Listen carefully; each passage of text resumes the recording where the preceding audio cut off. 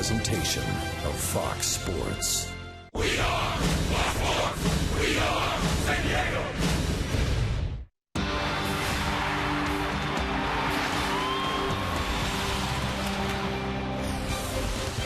Day baseball in Cincinnati, Ohio, with its great heritage in this national pastime. Great American Ballpark, the scene. Final game of the 4-game series and the final game of a 10-game road trip for the San Diego Padres as they meet the first place Cincinnati Reds.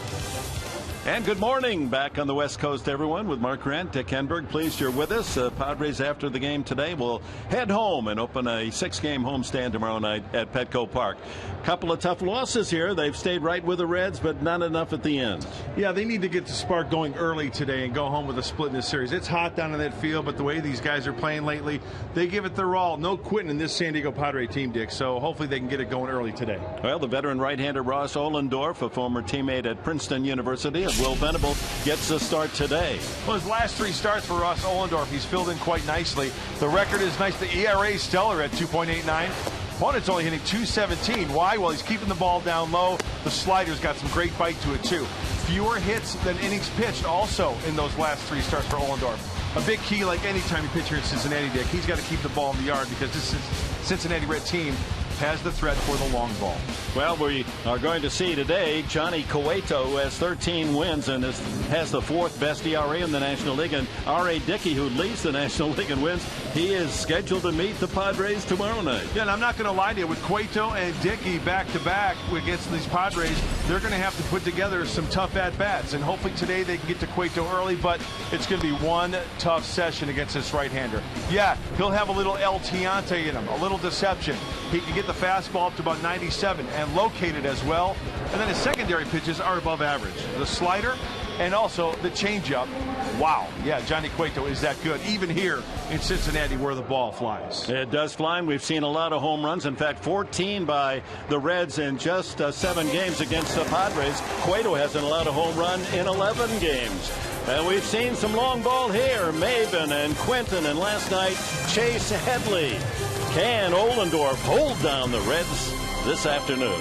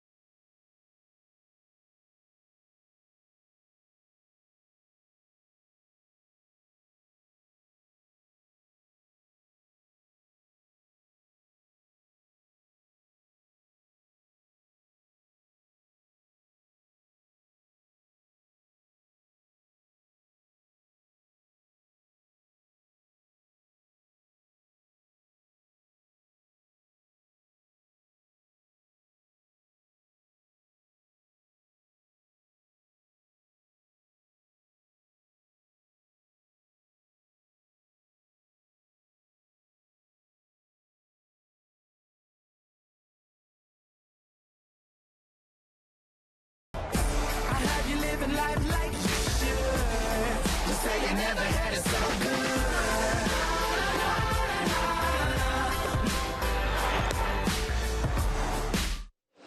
Well, you've never had it so good. The Reds certainly can sing with that theme. 63-41, leading the National League Central by 3 over Pittsburgh. But Black will try to slow down this Red machinery today. And here's his starting lineup, brought to you by San Diego County's Toyota dealers. Alexi Amarista leads it off with Venable. Chase Headley in the third slot. Homered last night in the first inning. Carlos Quentin off the bench with a double as a pinch hitter last evening. Then Yonder Alonso. Logan Forsythe will hit 6. Cueto's first pitch on its way, wasting no time. He's a lot like Clayton Richard. He gets the ball, he wants to throw it. Amarista leading it off, fouls the first pitch back. Cameron Maven will hit 7th. Eddie Rodriguez makes his major league debut today, batting 8th, and then Ohlendorf in the 9th slot. 26-year-old Cueto, and off speed has Amarista out in front, 0-2. All Cueto is, when you look at his numbers, the best ERA in the not the National League, the major leagues the last 2 years combined. So he's tough to beat. Record reflects that. 13-5. He'll give you a little of that Luis Tion, show the hitter the number, hide the ball. A big advantage when he's working from the windup. He has to limit that when runners are aboard and has to pitch from the stretch. And the big thing about him pitching in this ballpark, he's not allowed a home run in 11 straight games. I think that's because he likes to be aggressive in the zone and he trusts his stuff rather than nitpick. He gets ahead of these hitters. You start to nitpick, fall behind, then you have to throw the fastball. That's when you get beat. Ground ball up the middle. Cozart, the shortstop, behind second to throw Amarista out. So we're underway here in Cincinnati. Padres have lost 2, one by 1 run, one by 2. Here's the defense for the Reds. Xavier Paul gets a rare start in left with Stubbs and Bruce. Roland, Cozart, Cairo at second base. Todd Frazier, the first baseman, with Ryan Hannigan behind the plate. So the Reds lineup does not have Joey Votto. He's on the DL. Does not have Brandon Phillips being rested, a calf injury, but not serious. And without Ryan Ludwig, who's torn up the Padres the first 3 games. Venable swings and misses. All Ludwig has done is go 6 for 11 with 2 home runs, and he's knocked in 10 runs in the 3 games of this series. That's about keeping them fresh too. So Dusty Baker incorporating some new Reds in that lineup so they can get some at bats. Will Venable has had a good series, 4 for 10, scored 3 runs and knocked in 6. Remember, the Buccos are in town. The Pirates, day off today. They play the Reds tomorrow. Big NL Central matchup.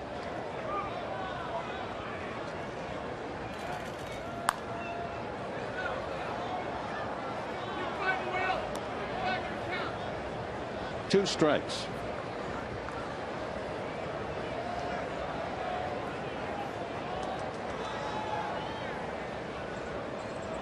Very warm. Temperature will be in the mid-90s by game's end.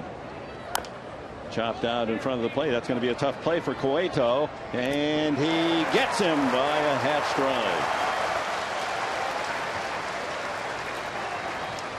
That was almost a classic. I got it, you take it. But at the end, Johnny Cueto taking charge. Little dribbler.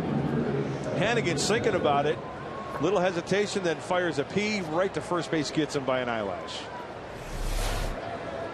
Cueto walking around the backside of the mound, holding the back of his left hip and now doing a little stretching. He might have been trying to grab that ball and twist and throw, even though he's a twisting kind of pitcher.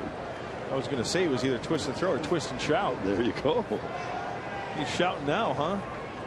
And this for the Reds would be most unusual for a pitcher not to answer the bell. They have used only 5 starting pitchers all season long. You have to go back to the 1890s to find a Cincinnati team that had that kind of pitching good health. That's remarkable.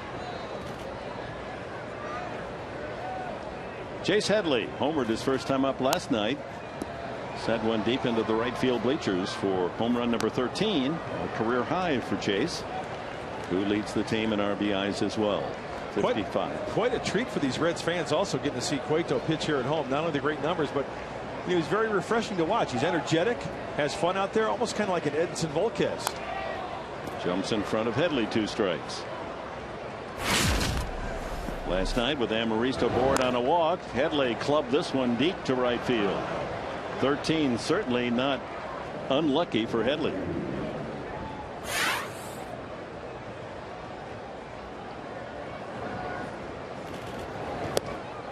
Swing and a miss, and Cueto logs his first strikeout. An impressive first inning for the right-hander.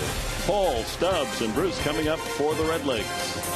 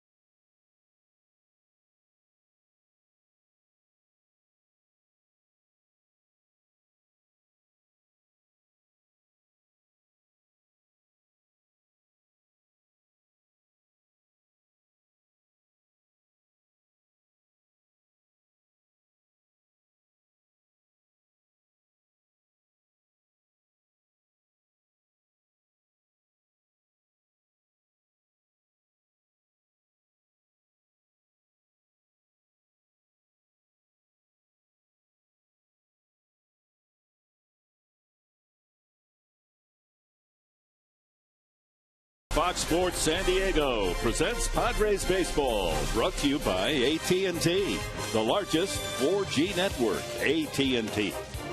Rethink possible. And by Petco, where the healthy pets go. Well, the Olympics aren't just in London. A little Duck Olympics over on the Ohio. I just heard a duck snoring. It's a terrific race, too, I understand. Just won by a bill. Dusty Baker, 5th year with the Reds, but long-time Major League manager with over 1,500 wins, has his lineup set. Xavier Paul gets a rare start, then Drew Stubbs, Jay Bruce, their home run man. Scott Rowland in the cleanup spot. Todd Frazier, he's shown his strength as well. Zach Kozar drops to the 6th spot. Miguel Cairo for Brandon Phillips at 2nd. Brian Hannigan behind the plate, and Cueto on the mound.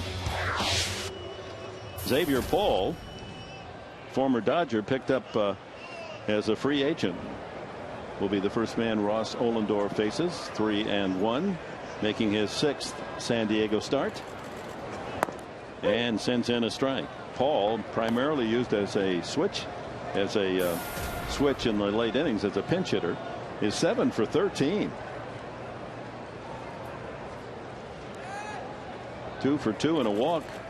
3 appearances of this series. Pinch hitter each game. So for Ross Ohlendorf to be successful today, well, he's got to get on the same page as catcher Eddie Rodriguez, and they did that yesterday, anticipating the day game and Rodriguez getting his start today. So they looked at video of Ohlendorf pitching, but he's got to keep it down, Dick. I know we talk about that all the time, but get ahead with the fastball, because when his slider is on, it's got good tilt to it, and he could get some strikeouts, because kind of like Kip Wells, he doesn't have that wipeout pitch, so he's got to be spot on. And these Reds know how to hit the long ball. They hit 7 home runs in the 4-game series at Petco, and they've hit 7 in the first 3 games here. 14 home runs in 7 games against San Diego pitching. Yeah, as you can see by our Fox Track Southland Technology, our friends there, this is where you want to keep it today. Down that way. Even, bang, bang, bang. Isn't that out of the strike zone when you throw it on the grass? Oh, so you want to keep it right about... Oh, there you go. Yeah, now I got you. Maybe even a little lower. I got you. How do you like that? Oh, you're amazing.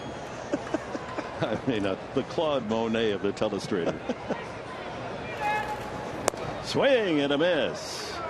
Xavier Paul takes the long walk as Ohlendorf has his first strikeout. look at the Padre defense. Quentin in left, Maven in center. Venable plays in right today. Headley, Amarista, Forsythe gets a start at second base with Yandra Alonso at first. Eddie Rodriguez, his major league debut behind the plate. He's highly regarded as a defensive performer, and he certainly has worked hard to find his way to the big leagues, and we'll tell his story as the game progresses. Drew Stubbs, the center fielder, takes a strike. 92 with the fastball. Free and easy from Ohlendorf. Little two-seam action working.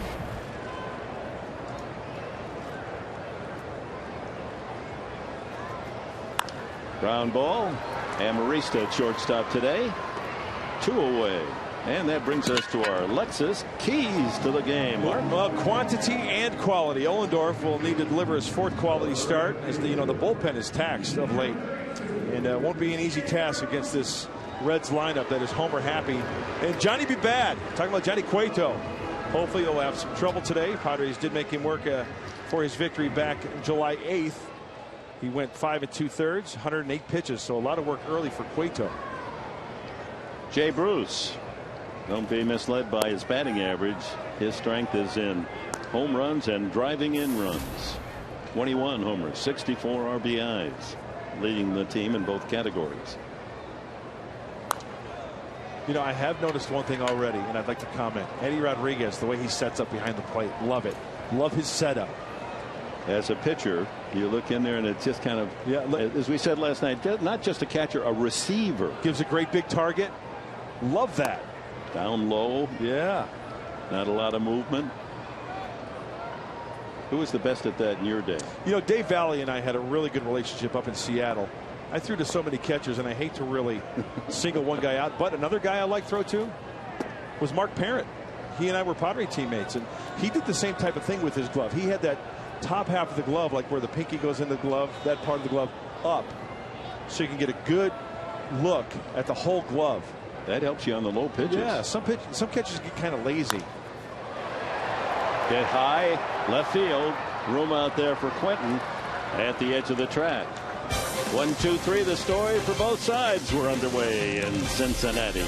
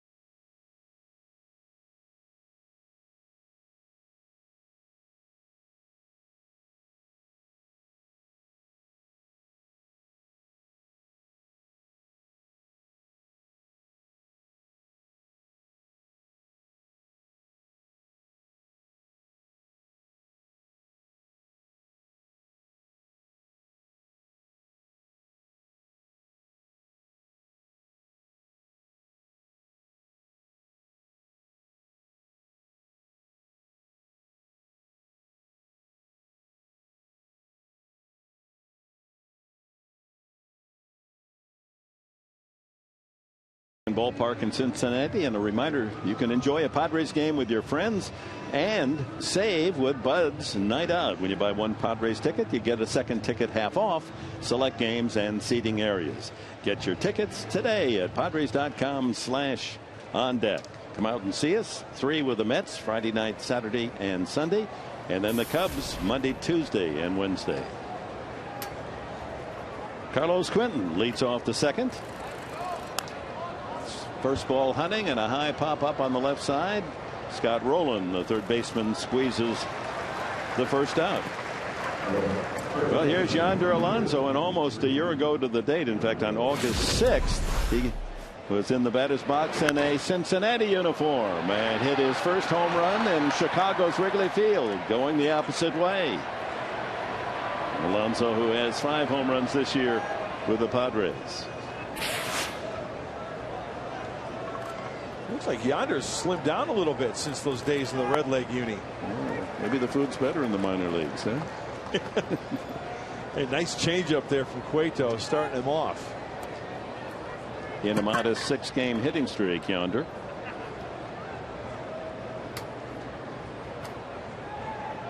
Cueto staring and staring, and finally Yonder calls time.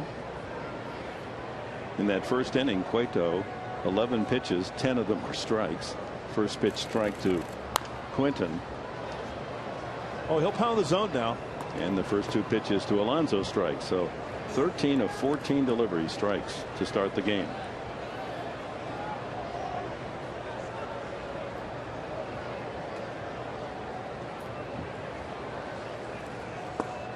You know, Cueto started incorporating that Louis Tiant twist this year. I talked to a radio voice for the Reds, Jeff Brantley, the cowboy, over the radio airwaves for the Reds, and he told me that he started doing that this year. Swing and a miss. He gets Alonso. That's the second strikeout for Cueto. Making it look easy. Show him the name and number. Great balance over the rubber. And then once that leg, his kick leg, gets back over the rubber and good balance, then his whole body starts going forward. That takes a lot of athleticism to do that and stay in sync.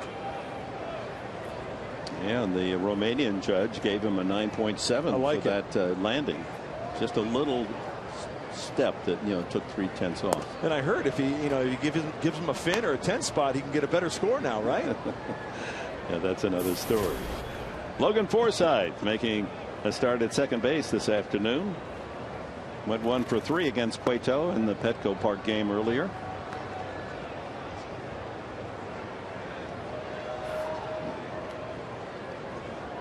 Cueto has been particularly tough in day games, and here at home, 1.94 ERA at home. That's unbelievable. Strike, strike, strike. That's a slider, Dick, and he will change speeds on that slider. He'll have a hard slider, and then he'll take a little bit off, almost like Bronson Arroyo with his pitches. See how this one's kind of got a bigger loop to it? He'll even change speeds and go slower on that pitch as well. 2-2. Change at 84. Great whip action with the arm. And look at that, where that pitch is. It's right down the middle. Got a little bit of two-seam action to it.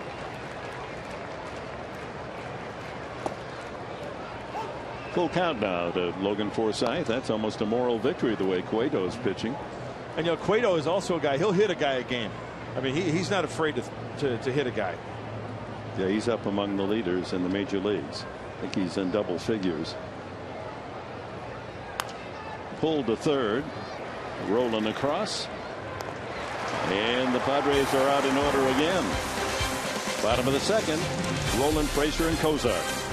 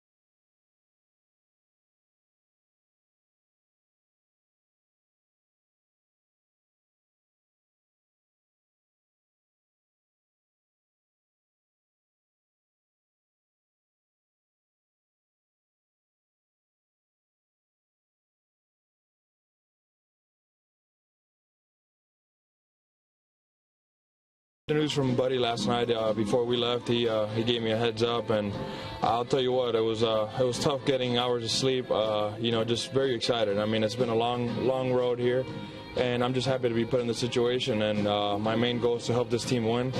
They've been on a good tear the second half, and I'm just here to mix in and add on to the team and try to get us another W. That's Eddie Rodriguez talking about his first ever career start in the major leagues. It is our Geico quote of the game as we return here to Cincinnati. And Rodriguez said he got over 1,000 text messages since he got the call up. You could not wipe that smile off of his face, stick in mud, when he was in the clubhouse today. Excited to get ready for this debut for him. Yeah, it's nice to see, isn't it? A charming young guy. Absolutely. Scott Rowland slices one down the right field line. That'll get back into the crowd. 1-1 to Rowland, who's batting .222. And Eddie Rodriguez will quickly find out that it all boils down to great pitching, hit their spots, and it's the same game as it is in the minor leagues. Now, he knows his strength, and that's defense, and that's why he's up here. Yeah. Not a great hitter, but he does have power. Good fastball, Ohlendorf. Sneaky fast today, huh? Yeah. Two-seamer. Wow, really? Rolling not even really behind on that one. Lined off the glove of Headley to Amarista. The long throw across won't be in time, as that low skidding shot handcuffed Chase Headley. Should be an infield hit. After blowing the fastball by him for the swinging strike, this was a slider. Well, he stayed in front of it. That ball just crept up his glove. Nice effort by Amarista, but even Rowland will beat that one out.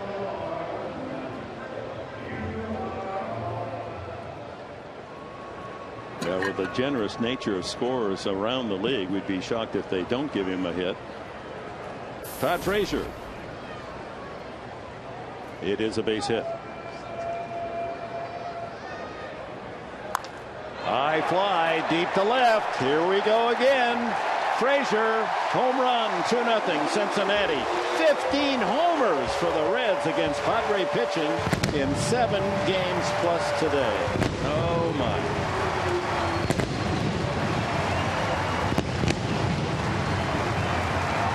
$13 now for the rookie Frazier.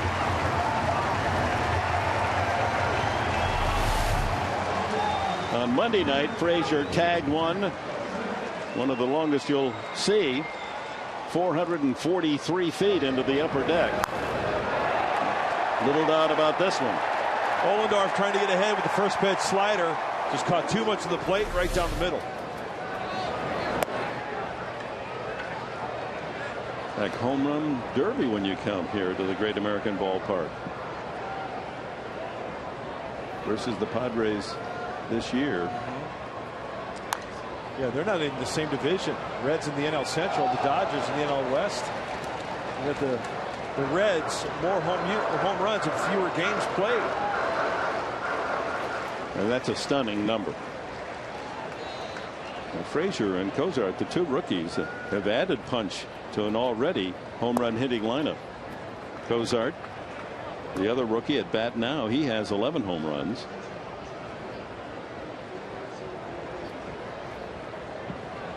The former Little League star at Toms River, New Jersey. Frazier finding it quite comfortable here in that big league uniform.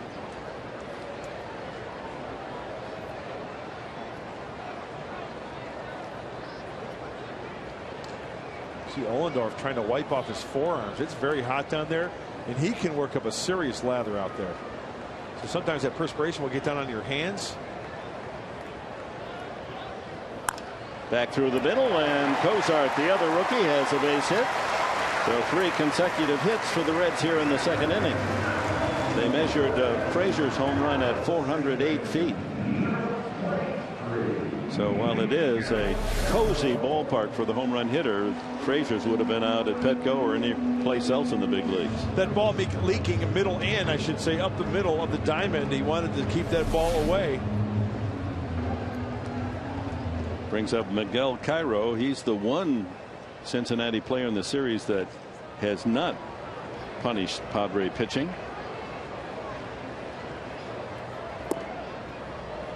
In fact, even last night they asked him to bunt, and he bunted 3 pitches foul for a strikeout.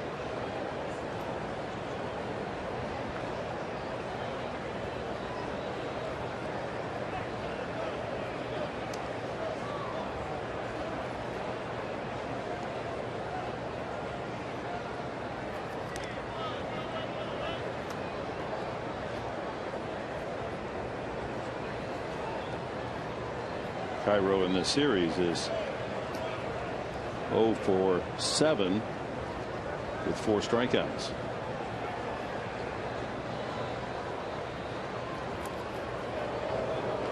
Good job by Alonso to backhand that throw over the top of the runner. Cozart, who has only 3 stolen bases.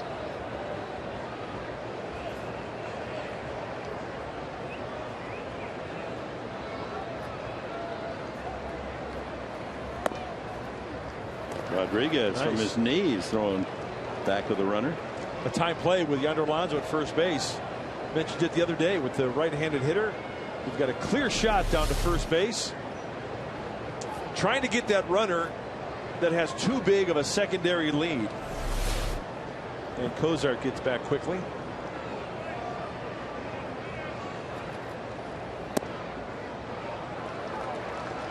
And the count falls to 3-0 to Cairo. Well, I'm not going to lie to you, Padre fans. Talked to the coaching staff today, Darren Balsley, and he said, you know what, the bullpen's, they're tired, kind of beat up. So Ohlendorf, I don't have a crystal ball, but it might be one of those games where take one for the team. You know, hopefully he gets through 5, maybe 6 innings. I mean, it's really hot out there. The only man in the pen that's fresh is Houston Street, their closer. He did pitch an inning on Monday night just to get the rust off because he hasn't seen a lot of action of late. And while you bring up his name, we should wish the Padres closer, Houston Street, a happy birthday today.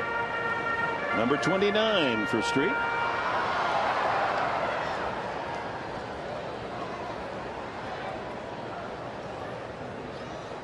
He's kind of hidden in the Padre bullpen. They're trying to stay in the shade.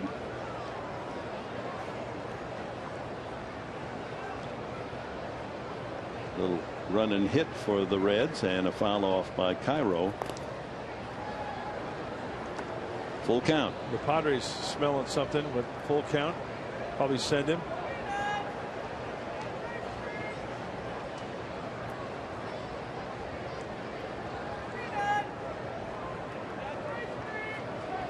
Runner does go. Ground ball up the middle. Another base hit. Cairo joins the party. And on to third is Cozart. 4 straight hits here in the second. First and third, no one out. And Ryan Hannigan, the catcher, coming up. Oh, right down the middle, and a good job by Cairo, who does not have good numbers. He's not an everyday guy, but get an opportunity this afternoon of hitting that ball exactly where it was pitched.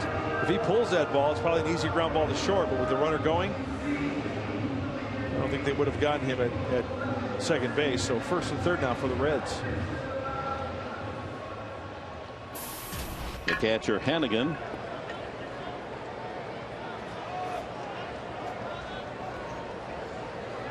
The honor Navarro has been called up from the minor leagues by Cincinnati to back up Hannigan, who sends one deep to right field. Back goes Venable. Crashes into the wall. The ball is not free. 1 run will score. Cozart is in. Cairo holds at third on a double by Hannigan. 3-0. 5 straight Reds hits. And Venable really hit that wall hard. He had the ball, but as he crashed into the wall, it was jarred free. He hits this wall very hard. Great effort by Will Venable. Now, this isn't a towering fly ball. It's a line drive, and wow. Yeah, maybe he didn't get his glove on it. It went right through the top of the wall. In fact, Hannigan thought he did a home run. He was in a trot, and then had to pick up the acceleration to move into second base with a double. It's one of those where you can't get camped out there. So on the run, he's running back and jumps and goes into the wall. That's hitting that wall very hard. Infield in for Johnny Cueto, who takes his fair share of good cuts. Has a couple of RBIs. Venable's okay, thank goodness. So second and third, still no one out. 3 runs home.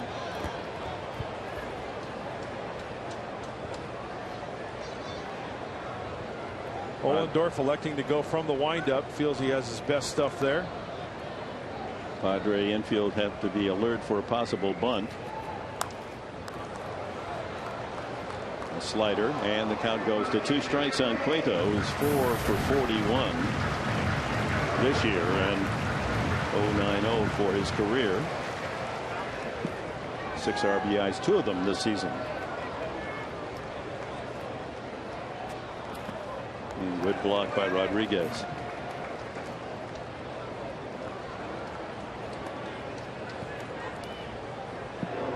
Well, Johnny Cueto at the plate. His ERA is 2.39 for the entire season, and his teammates have given him 3 runs already to work with. And still no one out here in the second. Cairo at third, Hannigan at second. 2 balls, 2 strikes. And then to the top of the order.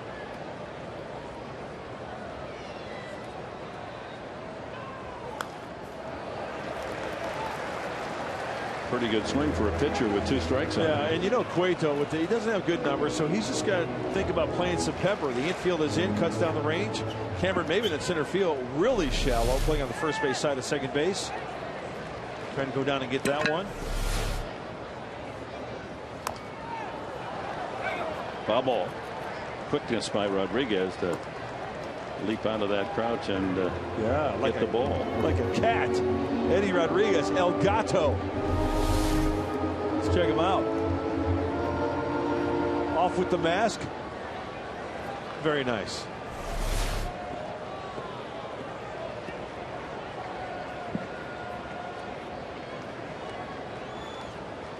Back with the 2-2 pitch. Chased a bad pitch. And the out recorded at first with the runner Cairo holding at third. Second strikeout for Ohlendorf. And with 1 out, it brings up Xavier Paul. The infield will stay in.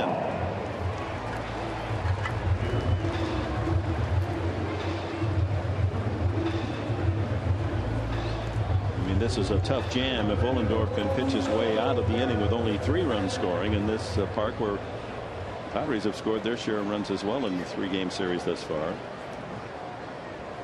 There's still reasonable hope, but the 2-run single here would make it tough. Strike 1. Slider. Paul struck out his first time.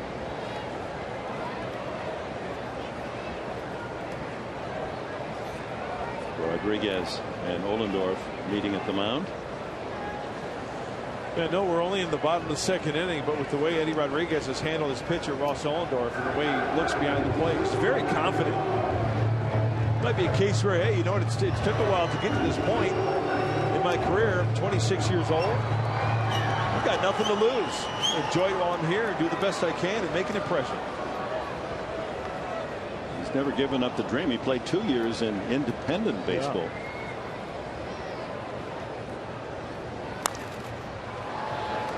Ohlendorf ahead on the count, 2 strikes. In fact, just to make ends meet, he said he's fortunate he doesn't have a wife and family, that in the off season he teaches at a baseball academy in Florida. That's great. And he competes in pitching competition down there. Pick up a few bucks. Yeah. Help with his accuracy, right?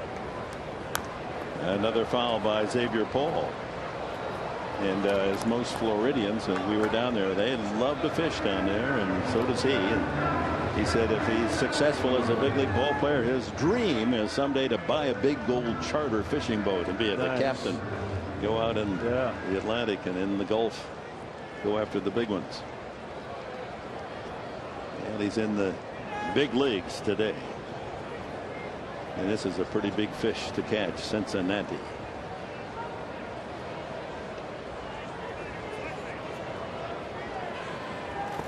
Struck him out. Pitch in the dirt, and Rodriguez with a quick tag. So a couple of strikeouts for Ohlendorf. So 2 away to Drew Stubbs. Down to Layla. Well, Dick, you mentioned Eddie Rodriguez's passion when he's not catching, and it is fishing. In fact, he even has a blog and he has a Twitter account, South Florida Pro Fishing. You see it there, and that's not a bad catch. And it's something that he says helps him relax and almost like a meditation in the off season. But he's a tournament fisherman, loves it. And he says he fishes brackish, which, if a lot of people don't know, that's the Everglades mix of salt and freshwater there in Florida. That's a nice looking fish, and I don't know if those people are going to pull something like that out of the Ohio today. Well, we've seen the fishing poles out there along the banks, especially in the late afternoon before the night games. Thank you very much, Layla, for that. That was a great picture.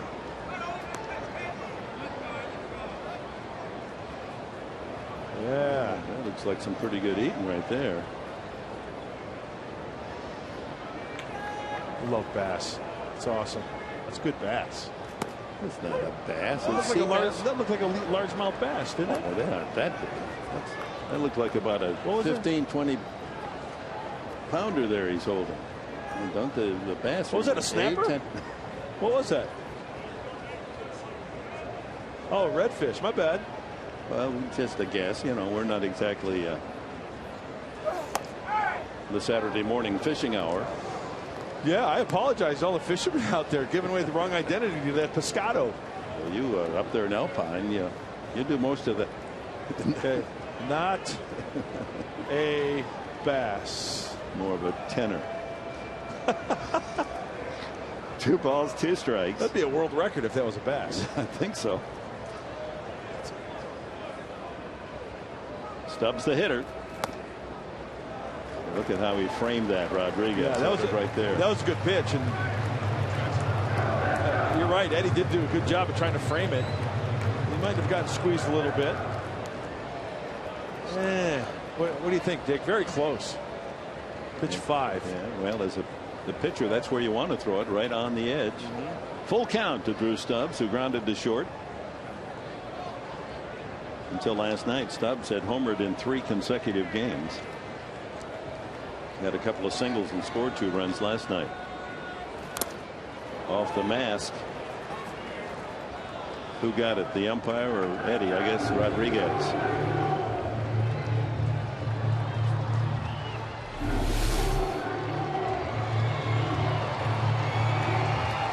Yeah, Rodriguez off the forehead of that hockey-style mask that he wears. 2nd and 3rd, 2 outs. Ohlendorf trying to pitch out of this jam in the 2nd.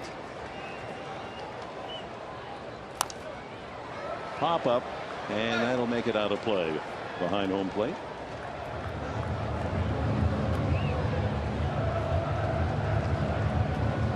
A long, laborious inning for Ohlendorf. 33 pitches. Remember I mentioned earlier about the perspiration on the forearms. Look at what Ross is doing. He's actually taking that rosin bag and going up his forearms up to his elbows, trying to get rid of all that perspiration that's dripping down into his hands and into his glove, and sometimes that ball can get a little slippery. And Gaylord Perry, he's not. Bases are loaded.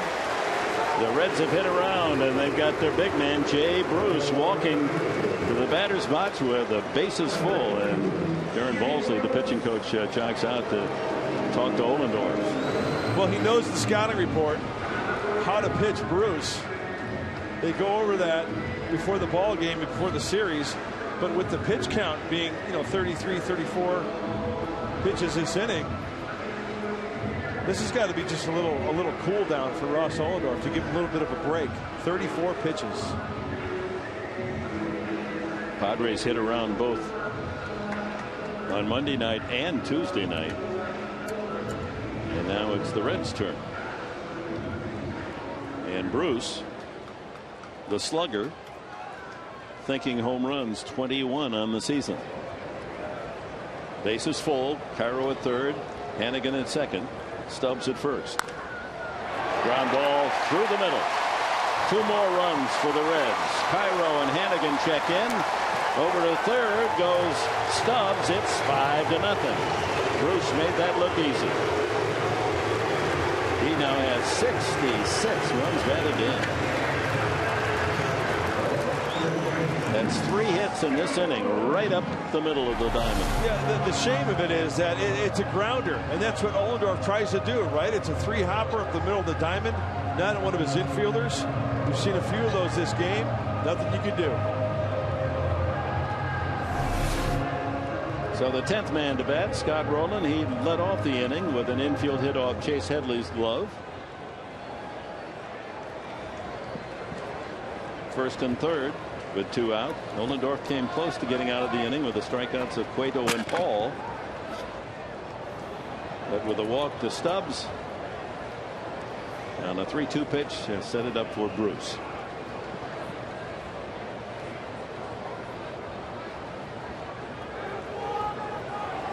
And now a balk. That's a really rubbing salt in the wound. 6-0. Stubbs scores on the balk. Bruce goes to second. He's in the stretch position. Well, the batter backed out. Yeah, I don't know whether Ross maybe started a little bit and then stopped. That was very, very hard to detect. Very hard to pick up. The batter may not have called time, but backed out of the batter's box, and so he stopped, and the balk is called. No argument from Bud Black. That was a tough one. Did not go. 2-0. Let's focus on Ohlendorf. Strictly Ohlendorf. Okay, he's set still. Does he move a little bit there and then stop? He kind of turned a little bit as if he was going in, just very subtle, and that's all it takes. Wow. Yeah, I know you're splitting hairs. Eric Stoltz, who pitched last night, begins to warm up, the left-hander for the Padres. 6-0 Reds.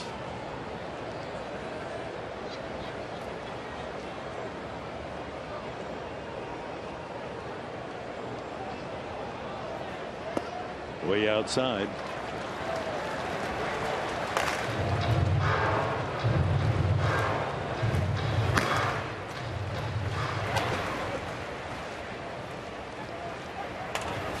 Jay Bruce at second. Still 2 outs. Second inning, 6-run affair for the Reds. That's a strike. 3-2 the count. You know, honestly, Ohlendorf has got to be out. He's got to be on the verge of hallucination out there.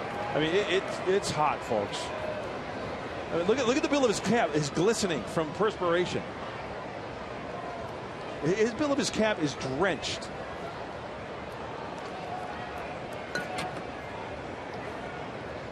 He had 12 pitches in the first inning, 38 now in this inning for 50 total. Another walk. And Bud Black may be in a position of a trip for mercy here. That brings up Todd Frazier. He hits for the second time. His 2-run homer started this go-around in the second. And it was a no-doubter by Frazier. He's got an amazing strength. Way back into the lower tier. You know, I think Bud Black obviously has had a conversation with Ross Ohlendorf going into today's game, and nobody feels worse than Buddy right now putting him through this. But Ohlendorf realizes the status of the bullpen. He's got to try to battle through to get through this inning. Yeah, he's of course, created the trouble himself, but he's becoming a sacrificial lamb here. Sure.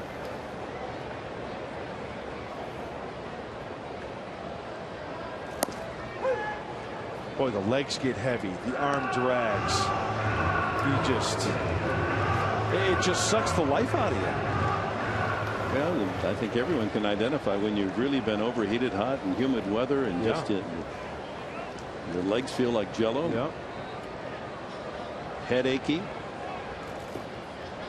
And then you're out in the middle of a diamond. working with full effort. The spotlight and that sun just beaming down, not but a spot of cloud here and there. 2-1 the count to Frazier.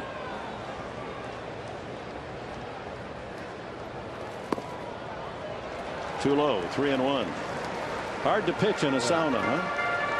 Yeah, this, I'm guessing this has got to be his last hitter.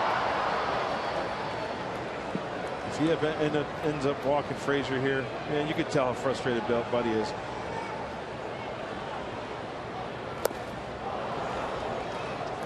And the count goes full to Frazier.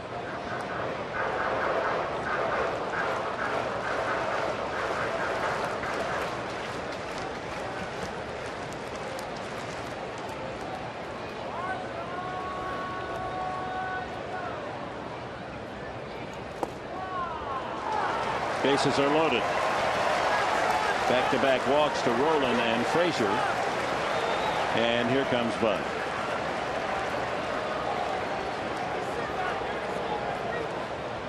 So unable to get out of this long second inning Cincinnati marathon. Bases loaded. 6 runs have scored. And Ohlendorf will leave. Tough one for the veteran right-hander. Nothing good to take out of this. The Reds lead it 6-0. We'll be right back to the Great American Ballpark.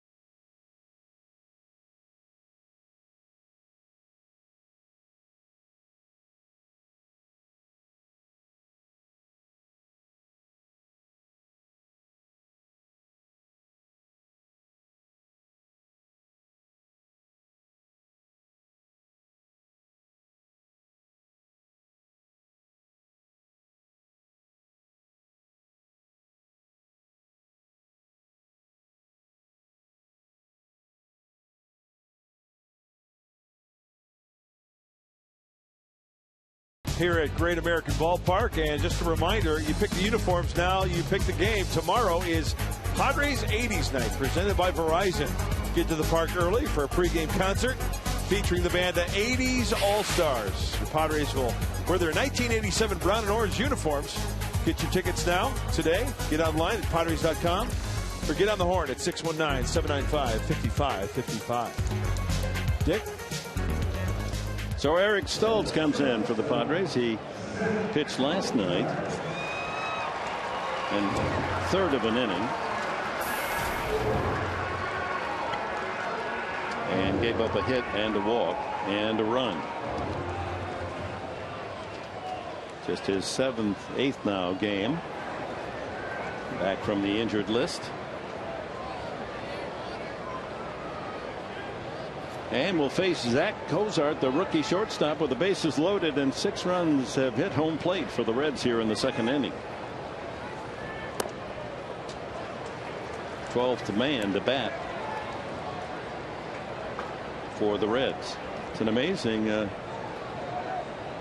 depth, talent Dusty Baker has with this Cincinnati team.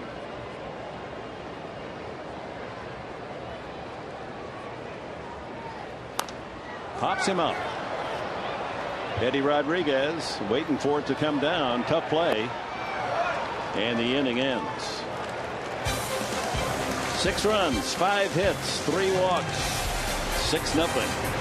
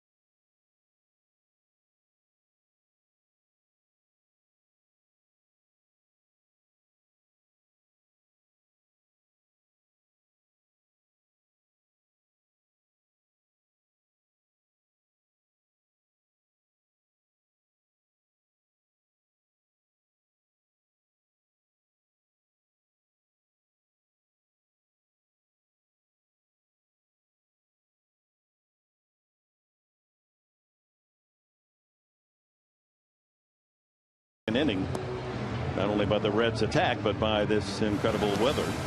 And switching from baseball to football, the NFL is back, and Fox preseason coverage will begin 2 weeks from today, August 16th. The Bengals and the Falcons, and then the next day, Friday, August 17th, the Lions and Baltimore. Coverage of both games begin at 8 o'clock Eastern, 5 o'clock Pacific, only on Fox. We were listening to some of the Padres. If they were Olympians, what would be their fantasy event? And catcher John Baker said it would be the javelin, and about Fox Sports. And Terry Bradshaw was a national high school javelin champion. Really? He could throw it. Cameron Maben leads it off here in the third. 1-1 the count. Maben with a home run in the series, his 5th.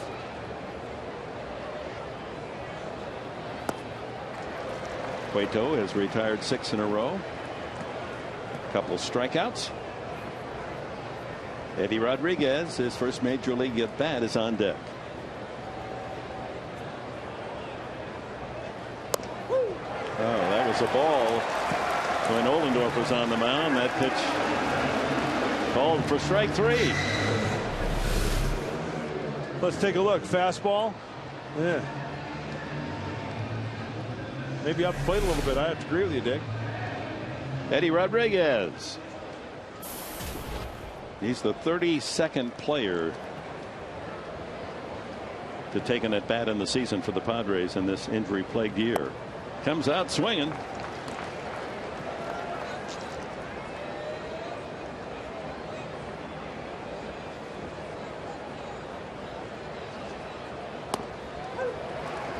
Oh, and 2. Pretty tough man to face in his first major league at bat, Johnny Cueto. Yeah, you know, from Eddie Rodriguez's standpoint, I think it'd be kind of somebody who you'd want to face. You find out what the challenge is to face a bona fide pitcher like Johnny Cueto, your first at bat.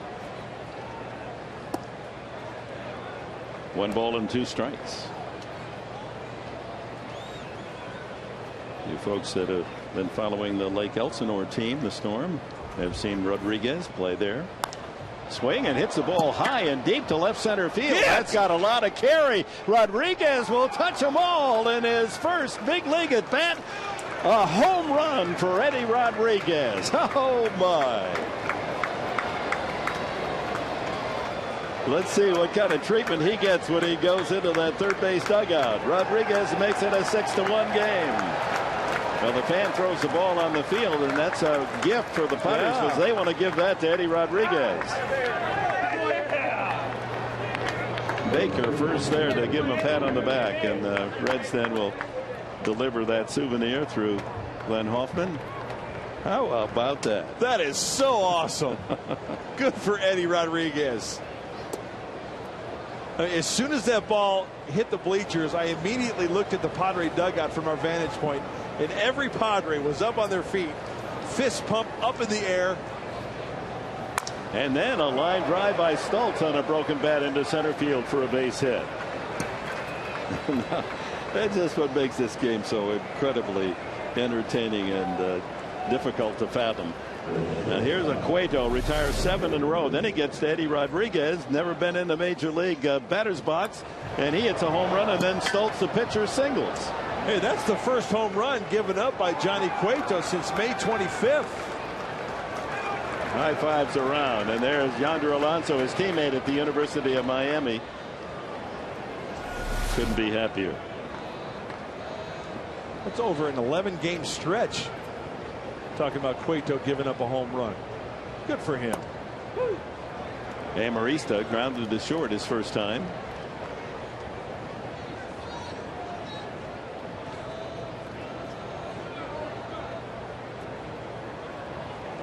Johnny Baker saying, how did you do that? I don't have one myself this year. Trevor, it's amazing how that just livens up the dugout for the Padres after the Reds score 6 in the second, that home run, huh? Yeah, everybody real proud of him, real excited for him. When he came down the steps, Plant definitely had that proud papa look, like, hey, man, way to do it. Nice job for yourself. That'll make a lot of folks happy down in South Florida. Rodriguez, who came not like Alonso and Grandal, who had a diplomatic trip from Cuba to Miami. He and his parents left on a raft, and they had to slip out of that country to get to Miami, starting the very toughest of ways. Amarista punches it foul. And you notice in the dugout, the trainers down there, they got those big buckets of ice ammonia water down there. They dip those towels in there, and you sit on the bench and you drape it over your head, take a big whiff of that. 10th Padre to hit a home run in his first major league at bat, and of course Yasmani Grandal did it earlier this year. Amarista with a base hit to right field. So after the home run, the gates open a bit here for the Padres. Back-to-back singles by Stoltz and Amarista, and in this ballpark, one swing from getting right back into it. No lead is safe at the Great American Ballpark.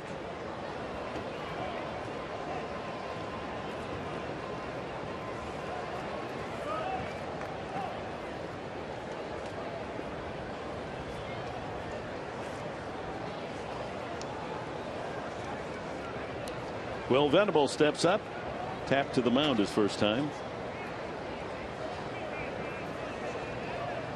John Baker having a little chat with Eddie after the home run, maybe talking some catching tips, certain pitches from Cueto.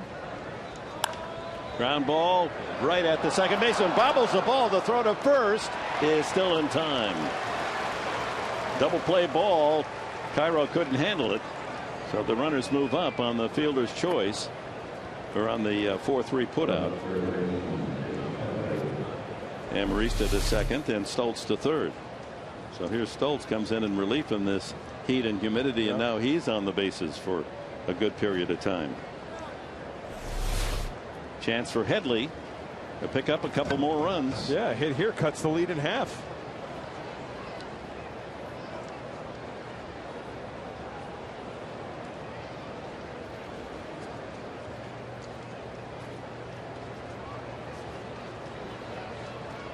Rodriguez at Lake Elsinore, 87 games, hit .223, but hit 13 home runs. So he didn't have a lot of hits, but showed power, and he demonstrated that his first big league at bat. Now here's Headley with Carlos Quinton on deck. 2 men in scoring position, 2 outs here in the third.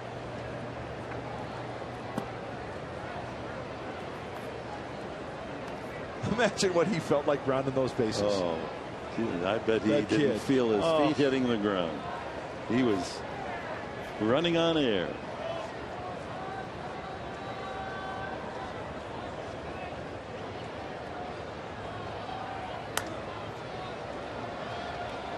Jammed on that pitch, and the count is 1-1 on Headley. You know what Buddy does, and I think this is throughout Major League Baseball, but I'm sure what will happen is Buddy will take today's lineup card, and they get that in a nice frame, and they'll get a nice placard underneath it saying, "Hey, first Major League hit." And what a great memento for Eddie Rodriguez.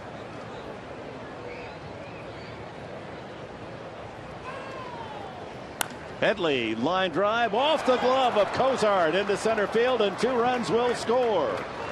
Stoltz and Amarista check in. It's 6-3. As that ball ate up the shortstop Cozart. Well, Headley knows the feeling. He had the same thing happen to him on Roland's ball earlier. Yep. Padres doing a good job this inning, just putting the ball in play. Yeah, it's taking some funky hops. Why? Well, they're hit hard. The one at Cairo ate him up. The one at Cozart eats him up. And the lead is cut in half just like that. And that's been the pattern of this series. And here's Quinton. The one big swing away from making it a 1-run game. Popped out to the third baseman his first at bat. Takes it outside, ball 1. So Eddie Rodriguez, he does indeed open the gate on Johnny Cueto. Now he's got to be laboring a little bit. Cueto this inning, throwing a lot of pitches. Headley at first, 2 out.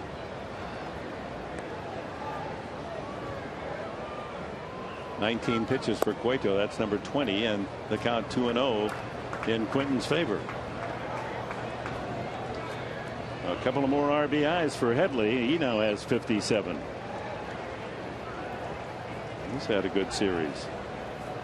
5 for 12 and 6 RBIs in the Cincinnati series. Headley.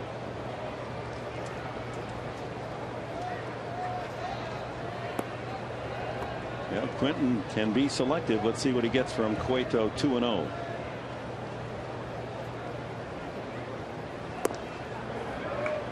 Did not go, and it's 3-0. Yonder Alonso on deck.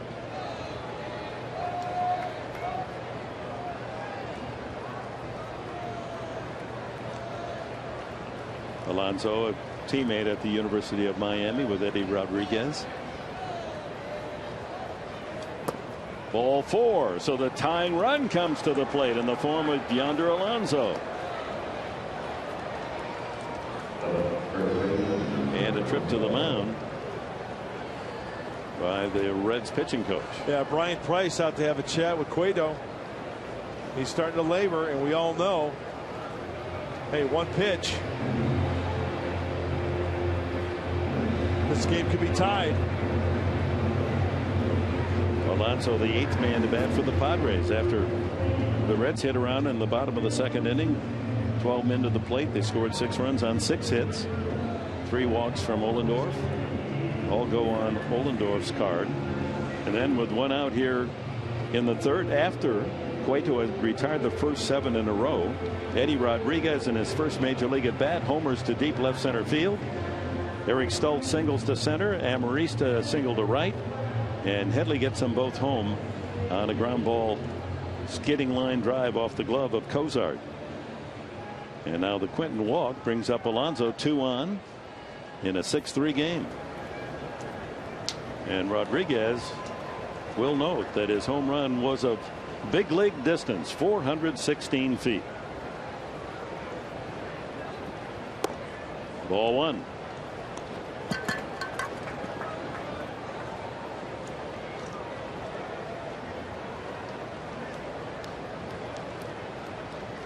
Two on, 2 out for the Padres. 3 runs in.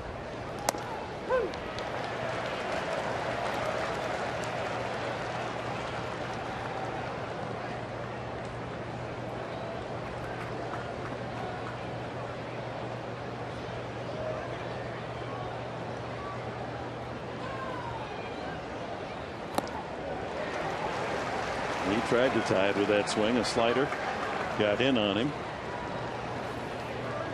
Remember, if Alonso can get something up and away, he can go yard the other way as well. Especially on a day like today in this ballpark. That's why Cueto, I think, is trying to really bury those sliders down and in. That's a tough pitch to keep fair for a lefty.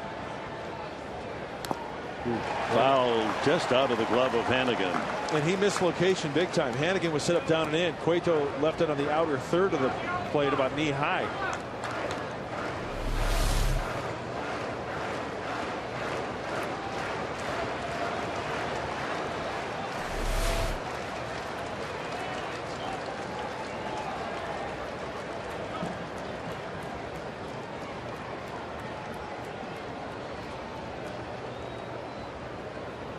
Oh, he chased the ball, mad at himself, Alonso. So Cueto out of the inning, leaves 2 stranded, but Eddie Rodriguez, first major league at bat, first hit is a long home run, and that sparks the Padres' 3-run third. It's 6-3.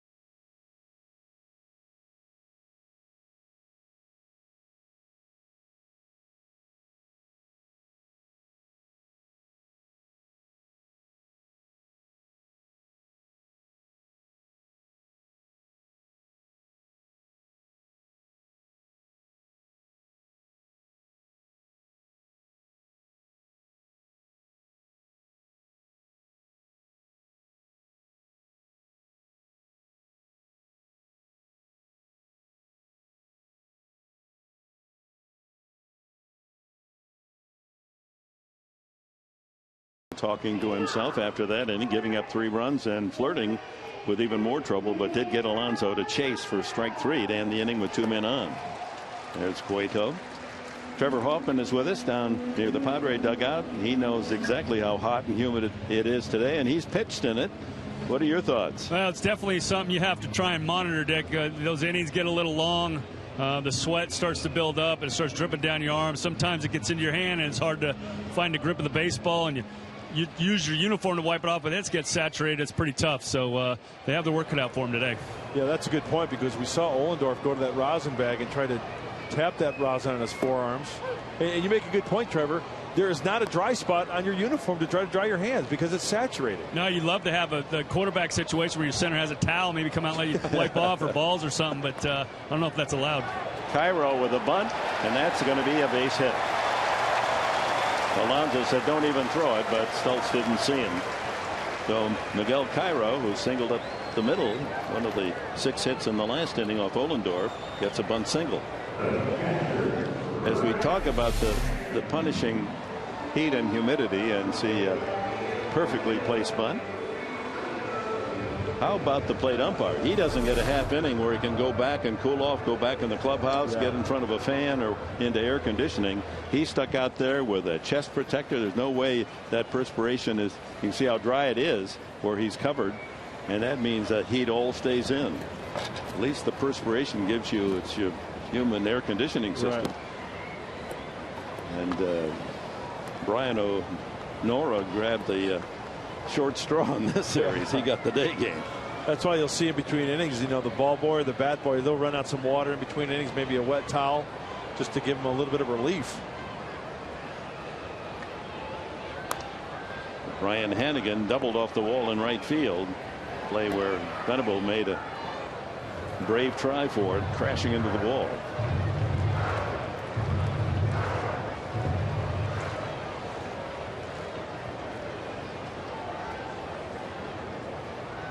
(6-3) Reds lead. We're just in the bottom of the third inning.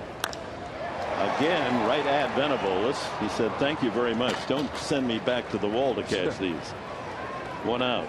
I'm just glad William didn't get hurt on that. I mean, he hit that ball really, or hit that wall really hard. He hit the deck and then got up to retrieve to get to that baseball. And that can affect the shoulder. You can hurt your head. Cueto figures he'll be trying to sacrifice. Headley creeping in at third. Struck out his first time. In foul ball. Trying to think of my lifetime. The most uncomfortable because of the heat I've ever been. And in college, paid so well too. It's $2.35 an hour. I got a job on a road crew. And one of the jobs was to pave asphalt in a big parking lot. That's like cool hand Luke hot. And so you're standing on hot asphalt. It's about 200 degrees, and the day's almost 100, and humidity like this. I guess I was young enough to not know any better, but I know at the end of the day, I just didn't know it's going to make it. You remember Cool Hand Luke? Remember George Kennedy and Paul Newman out, right? Working on spreading the sand on the asphalt. Yeah, Cool Foot Dick. Yeah, Hot Foot Dick. Yeah, that's what I was. 2 strikes on Cueto. And he bunts this one fair with 2 strikes on him. The underhand flip. Good job by Cueto. He hung in there and moved his runner up. And then the other element for baseball is the good old days on artificial turf, huh, Trev? You definitely talk about sitting in an asphalt parking lot, but the days of the old AstroTurf and watching the heat vapors rise off the turf in St. Louis and Philly and Pittsburgh. I had a chance to watch T. Gwynn come into the dugout and literally just put his feet in a bucket of ice to try and cool him off. Yeah. You wore those steel. That's why a lot of those guys, Trevor, back in the day, they went to the rubber cleats because those metal cleats would get really hot on the bottom of your feet. Burn your sole of your foot. Yeah. Xavier Paul swings and sends a high fly to left, carrying quite a bit, but Quentin eases back on the warning path to make the catch. Nothing for the Reds in the third to the fourth. A 6-3 Cincinnati lead.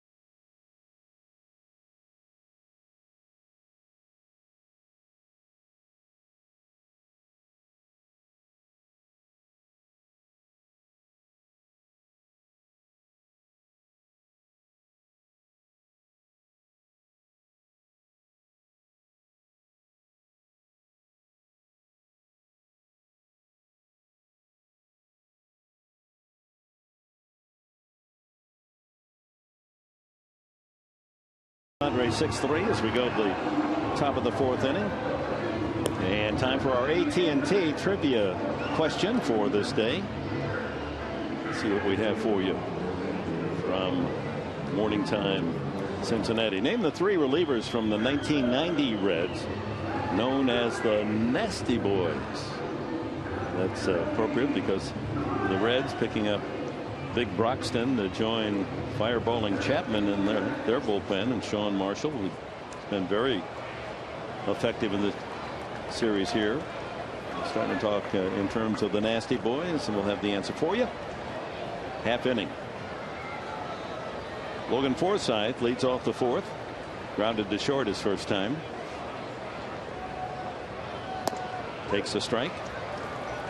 Cueto giving up 3 runs and 4 hits in the 3rd, including Eddie Rodriguez first big league hit home run.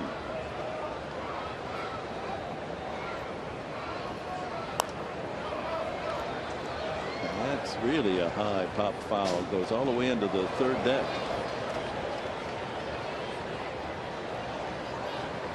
See how tough it is to score 3 runs on Cueto and in 1 inning. Yeah. 5 is the highest he's allowed against the Braves way back in mid-May. And Forsythe caught looking. 5 strikeouts for Cueto. Well, he went away, and that's his money pitch. Slider just below the belt buckle. That was the hard slider from Cueto. We saw the soft slider earlier, and they chalk up another strikeout. Maben struck out looking his first time.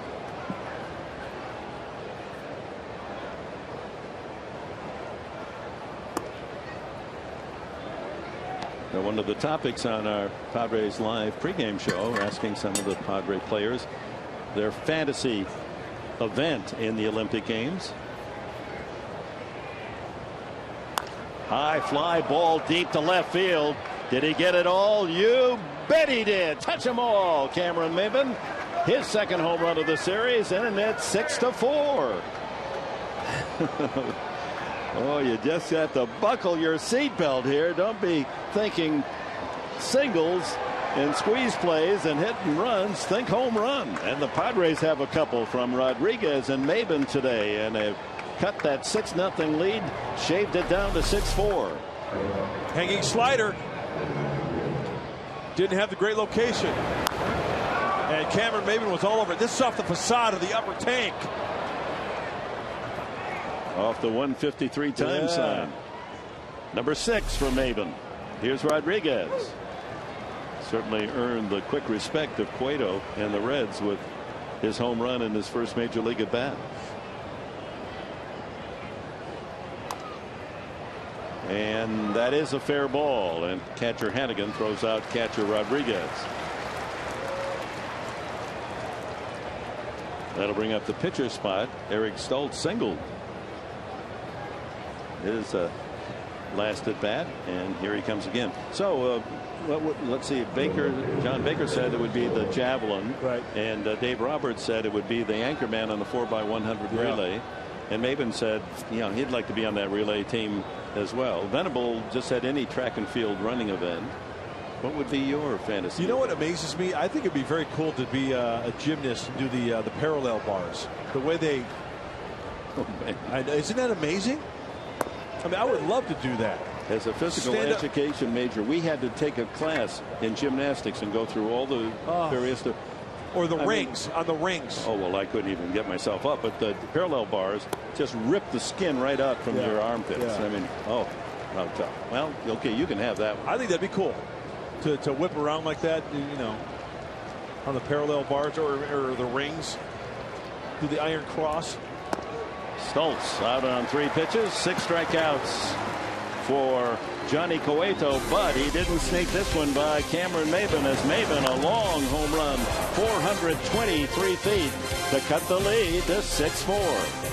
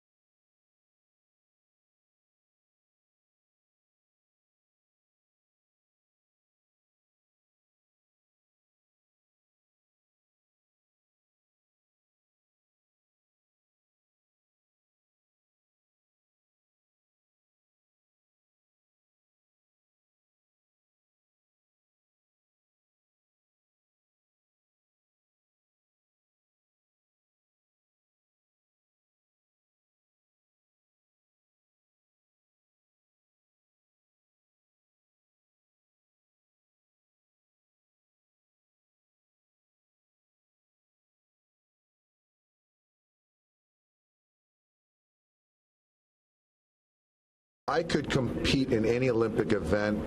I've always been a huge fan of the 4x100 relay, so I think that I would be the anchor of the 4x100. It sounds like Cameron Maben also wants to run that one, so we may have a team together. There's a lot that goes into it. It's individual in your own little leg, but obviously it's a team event, and the anticipation of the baton, and seeing that anchor just waiting for that last 100. I think that'd be a lot of fun, and that'd be my fantasy. And he could steal a medal as well, because Dave Roberts could run and steal, couldn't he? Yes, he could. What would you like to do, Dick?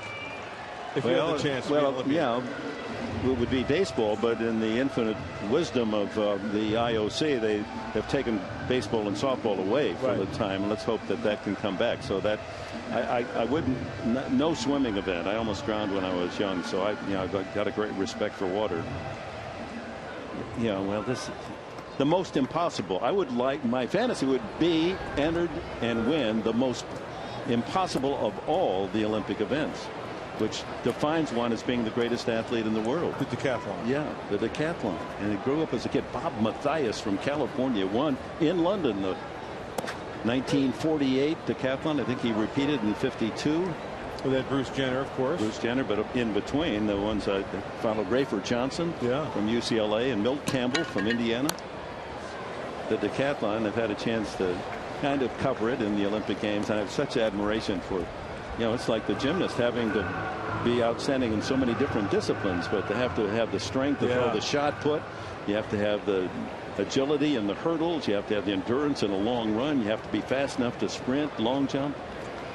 Yeah, that's a good. Now that you mentioned that, that would be pretty cool, wouldn't it?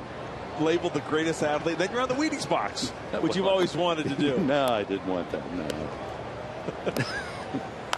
Ground ball to the left side. Headley cuts in front of Amarista, throws it away. It goes into the crowd, so that'll be a two-base error. So Stubbs to second base on the throwing error by Headley. Well, that hurts, especially on a day like today. Now Stoltz has to work from the stretch, runner in scoring position. Plenty of time for Chase. Just airmailed it. And it, not to make an excuse for him, but it could be that his hand is wet as well, and not the good grip on the ball. So the Padres get a run back to make it 6-4, and now they present the Reds with a chance to counter. Jay Bruce singled in 2 runs in that 6-run second inning.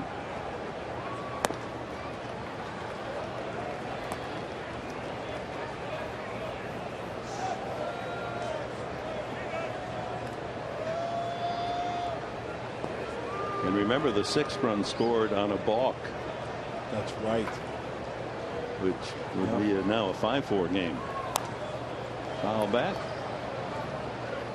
That makes the upper deck.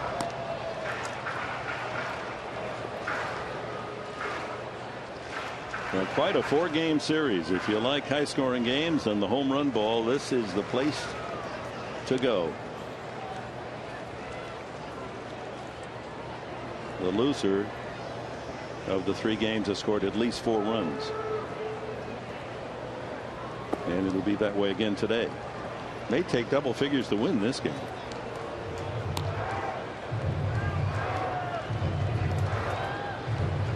Two and 1 to Bruce. Scott Rowland on deck. They have the shift on with a runner at second base. They can still shift, and Amarista, the shortstop, playing almost directly behind second, can cover the bag. Good pitch. And Bruce, one shortcoming is he does strike out a lot. He struck out 91 times this year. There's the shift with Amarista almost, well, he's 1 step to the second base side of the bag. Ballpark really shrinks in size with him in the batter's box.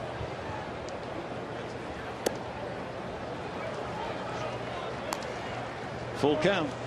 You know, I've seen teams in the past where this Chase Headley right here, third baseman, I've seen it where they've flip-flopped. Why? Because the shortstop has better range back and forth that way. I've seen teams do that. Right. It's fouled at the plate. That makes nothing but sense. Third baseman goes over and plays where Amarista is now. Because if in fact, Jay Bruce mishits a ball or it's a bad swing or whatever, and the ball happens to go to the left side of the infield, greater chance for the shortstop to possibly get to that ball.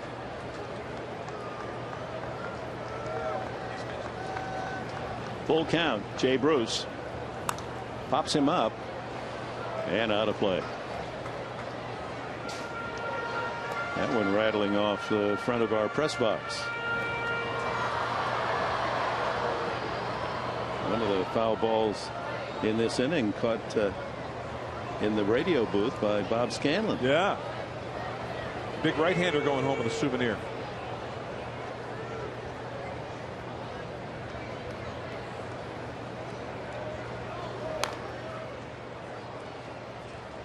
Jay Bruce wears the count on his back, and it remains 3-2.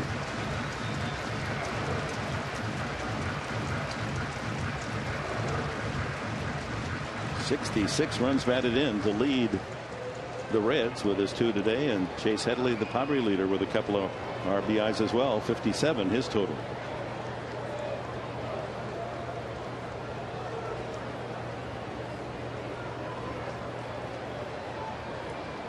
Stoltz and Rodriguez. Remember, every pitcher now, Rodriguez handling him in a big league game for the first time. So just being on the same page with their signs, and a man on second makes it all the more difficult if you go through a series of signs.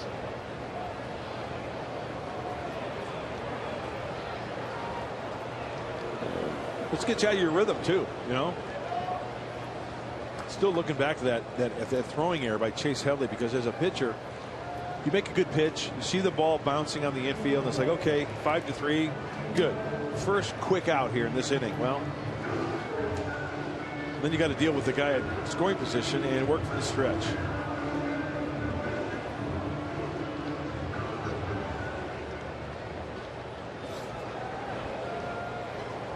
Stoltz wearing the short sleeve undershirt as well.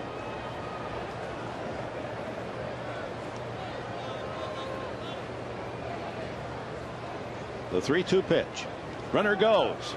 Taken. Throw to third. And Headley did a good job of keeping that ball out of left field. Tough chance for Headley. So it's a walk to Bruce. And a stolen base for Stubbs, his 23rd.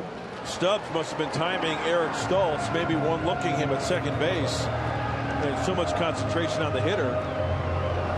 And he moves up a free 90 feet. One look, off and running. And you're right, Dick, because Chase was on the foul side of third base. So the 2-base error and a walk presents the Reds with first and third. No one out here in the 4th.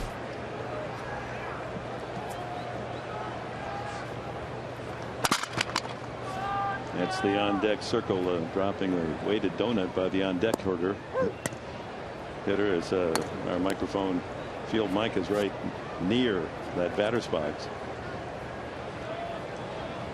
There are the microphones, and there are the devices used to weight the bat. Grounded off the bag, fair ball. Can you believe that? In comes the runner, Stubbs to score. Everyone's safe. The runner, the ball, Headley, and the bag intersect at the same time. And Headley saying, hey, the runner interfered with me. Oh, what a wacky play this is. Sure is. Did it hit the runner? Because if it hits the runner, well, he was in foul territory. It would be a foul ball. Good hustle by Amarista. Tough to tell. Yeah, if the runner's in foul territory, the ball hits him, it's a foul ball. If it's in fair territory, he would be out. He was in foul territory. Now they're getting into heated discussion with Tom Hallion. Hallion, very demonstrative. He says, I'm right. And he's telling he's not going to take any guff.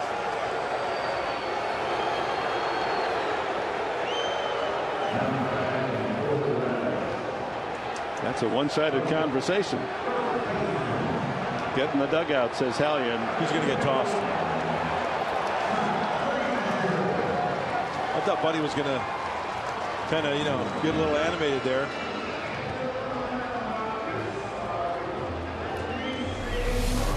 I'm just wondering if, the ball must have just hit the bag. That's why Hallion was so firm in his decision. It's the bag, then it's hard to tell, isn't it? But it appears to hit the front edge of the bag. Yeah, after looking at, that's one of those plays where on a replay, you have to, with each replay, you got to watch the ball. The next one, you got to watch the runner. The next one, you got to watch Headley, where the ball hits. That's a tough call. But I don't think it hit the runner. Meanwhile, what an inning for the Reds. They got all that power. They got an error, 2-base error, a walk, and a little ground ball that hits the bag at third. That was a sure out otherwise. Double play chance. And Amarista unable to get the ball out of his glove, and the Padres settle for one. Alexi unhappy with himself. Couldn't quite get himself set to turn the 6-4-3 double play. So everything going well here for the Reds in this inning. After looking at that play, if Buddy's arguing interference or obstruction, whatever, that's almost like a ground ball hit the shortstop, guy at second base and trying to screen the shortstop. I don't think the base runner had anything to do with interfering with the batted ball. Well, in fact, he's in foul territory, so right, so it doesn't matter. Yeah. Right. So you can't. You're absolutely right, Dick, because the ball hit the bag. You can't put it on Stubbs. That's right. So the Padres, not only a 2-base error in the walk, now they don't turn what appeared to be a sure double play. So it's first and third, and one out to Cozart, who has singled and scored and fouled out. 7-4 Cincinnati. One out, runners at the corners.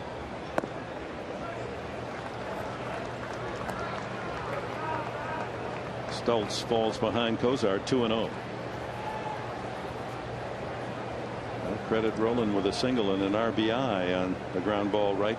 He measured it right to the bag. Yep. If you're good enough to hit the bag, you're going to get a lot of base hits. Of course, he plays third. Maybe he knows exactly. The line, huh?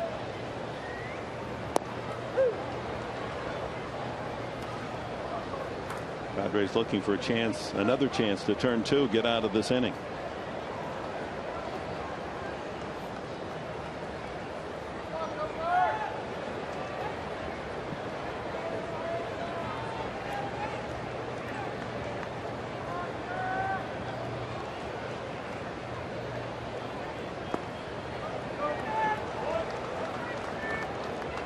Three and one.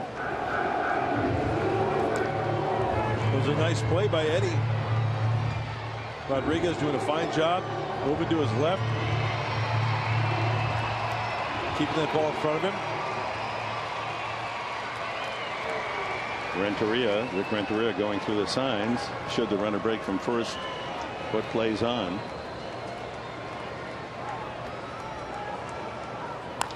Line drive, left field. Quinton plays it on a hop.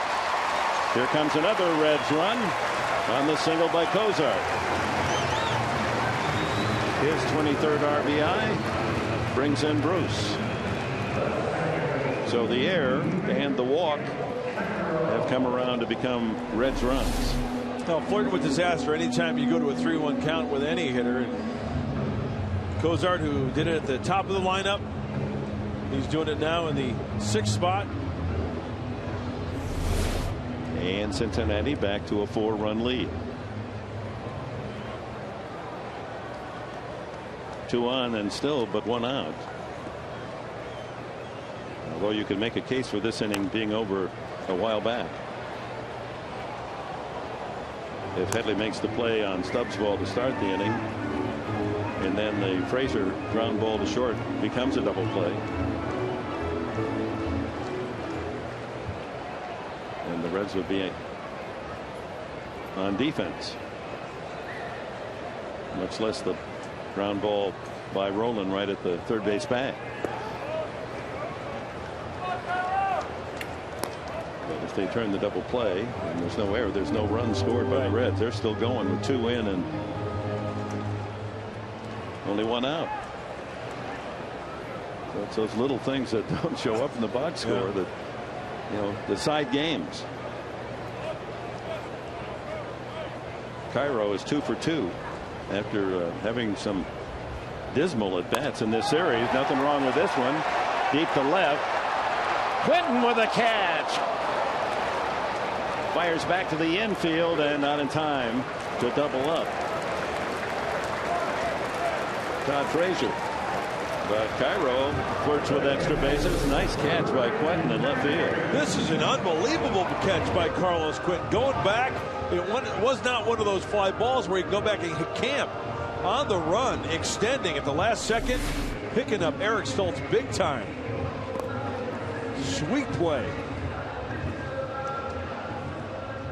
Now that saves further disaster and brings up the catcher Ryan Hannigan.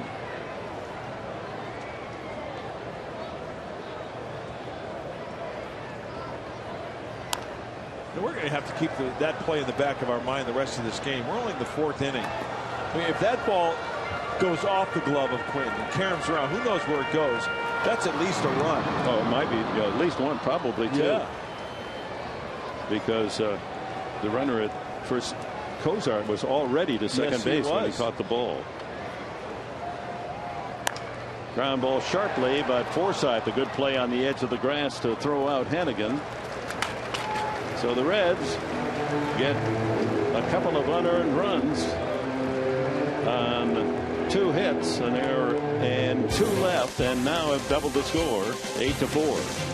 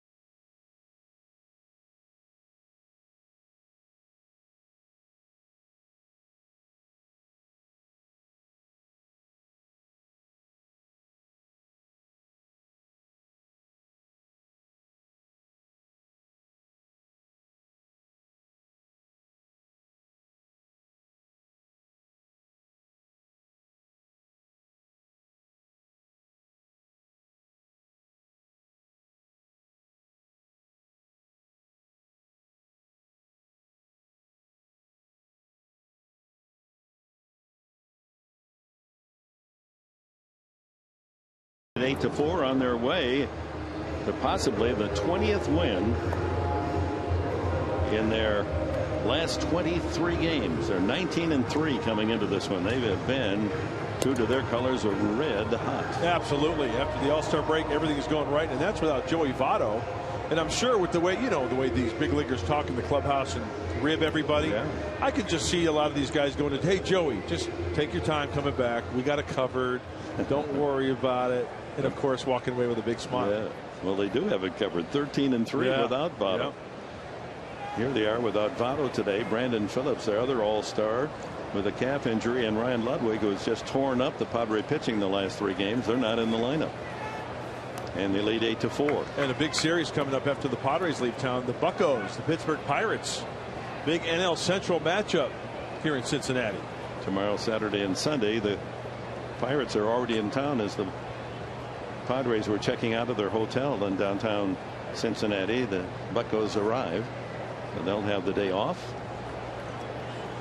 Play starts today with Cincinnati leading Pittsburgh by 3. So we don't have a lot of San Diego fans in this city, but I'm sure the traveling party of 40 Buccos rooting for San Diego to pick up a win and shorten Cincinnati's lead. So after today, the Reds will lead either by 3.5 or 2.5. Amarista grounded to short, single to right, and scored. Bunt. Cueto said, "Oh, I'll take all of these you have." One away. By the way, officially, one of the runs scored in the bottom of the 4th inning earned and one unearned. You can't presume the double play, but had Amarista been able to field it cleanly there at short, Padres could have gotten out of the inning unscathed. Well, Venable grounded out twice to the mound and to second.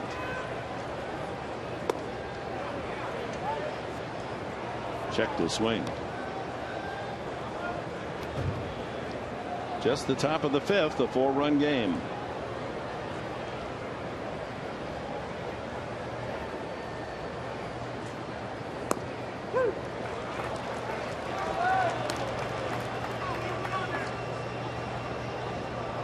Thursday has been the best day of the week for the Padres.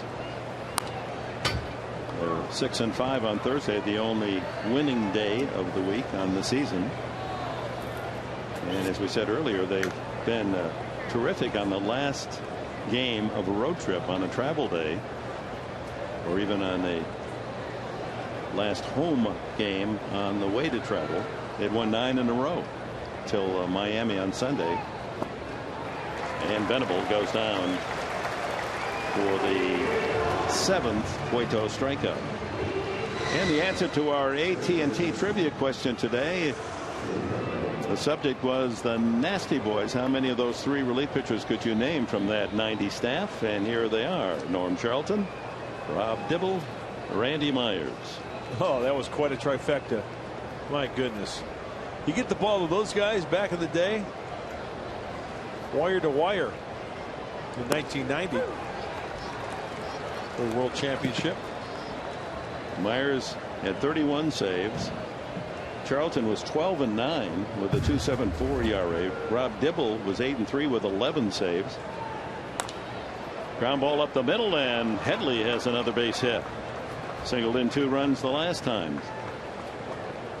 Have to drag Chase Headley out of Cincinnati. He's had quite a series. 6 hits and 13 at bats and 6 RBIs. Early attack against Johnny Cueto. Looked like maybe a changeup, or maybe a 2-seamer that he kind of changed speeds on, but he rifles that one right up the center of the diamond for a safety.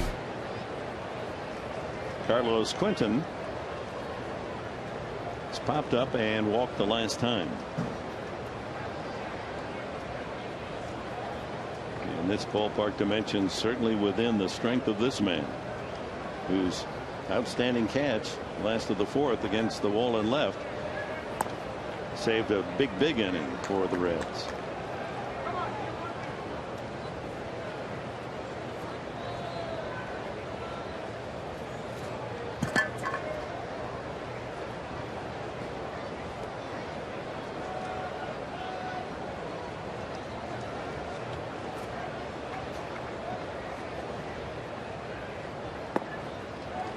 Over but low.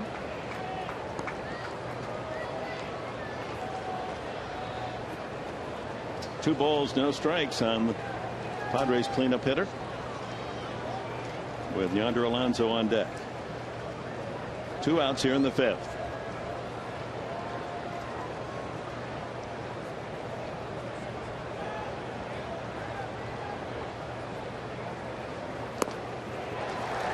Challenged him and got a little extra on the fastball. 95. Yeah, reaching back. Cueto has been known to touch about 97. Fastball gets up on him in a hurry. He truly challenged him. Yep. Right down the middle.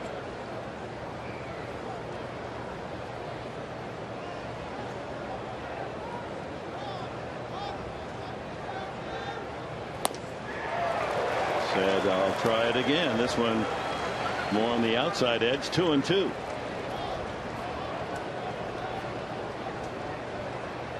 You'd have to think that he'd go right back to the old number 1, huh? Let's see.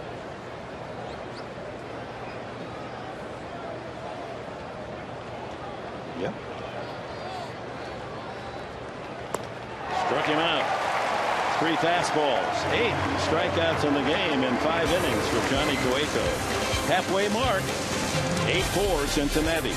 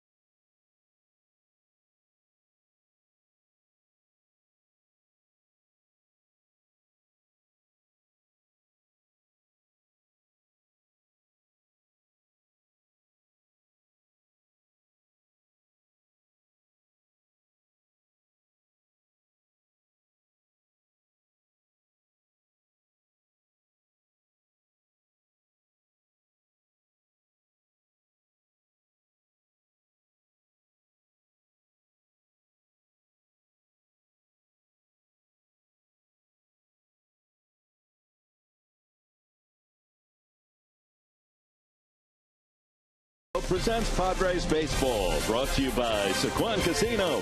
Sequan's delicious all-you-can-eat surf and turf buffet with prime rib, crab legs, and over 100 selections, only $20.95. And by your San Diego County Lexus dealer, who invites you to test drive a luxurious Lexus automobile today. For more information, visit Lexus.com. Welcome back to Cincinnati. The Reds leading the Padres 8-4 here in the 5th. And if you're wondering what I'm wearing, this is a traveling jersey. Padre fans are circulating this not only around the country, but around the world. And in fact, if you look at the back, you can see all of the patches as far away as London and Oaxaca, Mexico, and as close as here in Cincinnati and even also other ballparks in the country. The blog Gaslamp Ball readers are putting it together. They call it the Sisterhood of the Traveling Jersey, like the Sisterhood of the Traveling Pants. But this is a little bit different. And Dave Staten is actually the man who used to wear this jersey in spring training. You can see here behind on the name on the back of the jersey, that is Dave Staten's jersey, and some Red fans saying hello behind me, by the way. And if you need a little trivia, one of the Padres who also got a home run in his first at-bat, not just Eddie Rodriguez, Dick and Mark, but former Padres first baseman Dave Staten. So the traveling jersey bringing Rodriguez some luck today? Maybe so. Oh, I see where you're going. And Dave Staten, a Padre in 1993 and 1994. Thank you very much, Layla. Yeah, going back to the old colors. Eric Stoltz strikes out pitcher Cueto to open the 5th inning. And Xavier Pohl trying to run his way on. He struck out twice and flied to left. You know, if I remember correctly, Dave Staten was about 6'7". He weighed about 240 pounds. He was a big kid. Had a big swing. And a big hole in that swing. But when he got a hold of one, it went a long way. 2 strikes on the X-Man. Eric Stoltz gamely picking up the action with 2 outs in the 2nd. Got the final out in that 6-run 2nd inning, relieving Ross Ohlendorf. And now into his 4th inning. And that's when they say, well, you're the long man in the bullpen. This is exactly the role that sometimes you have to play. Save the rest of the pen. And the Padres pulling to within 6-4. Giving hope, but a rough inning, the last, the fourth. And the Reds seem to get every break. And Paul strikes out for the third time. 2 strikeouts in the game for Stoltz. Back to back here in the 5th inning. Brings up Drew Stubbs. You know, you think back to that 4th inning when Stubbs was safe on the 2-base throwing error by Chase Headley. But then he stole third. Had he not stolen third, as Jay Bruce walked, then Rolen, the next man up, when he hit that ball right at the third base bag, Stubbs wouldn't have been in the way. Yeah. And that probably a double play, because all Headley would have had to do is touch the bag there at third, or make the tag of the runner at third, or go to second. And if I weird play. And if I had 6 good numbers, I'd buy a lottery ticket right now, and I'd be a millionaire. Just doesn't work out that way, though, does it? If wishes were fishes. Huh? If wishes were fishes, Eddie Rodriguez would be the man. The big fisherman in the offseason. He put a hook into one today, didn't he? He sure did. A Cueto slider. That's a strike. 2-2 now on Stubbs, who was grounded to short, walked and scored, safe on Headley's error and score, and stole his 23rd base, leading the Reds in that category.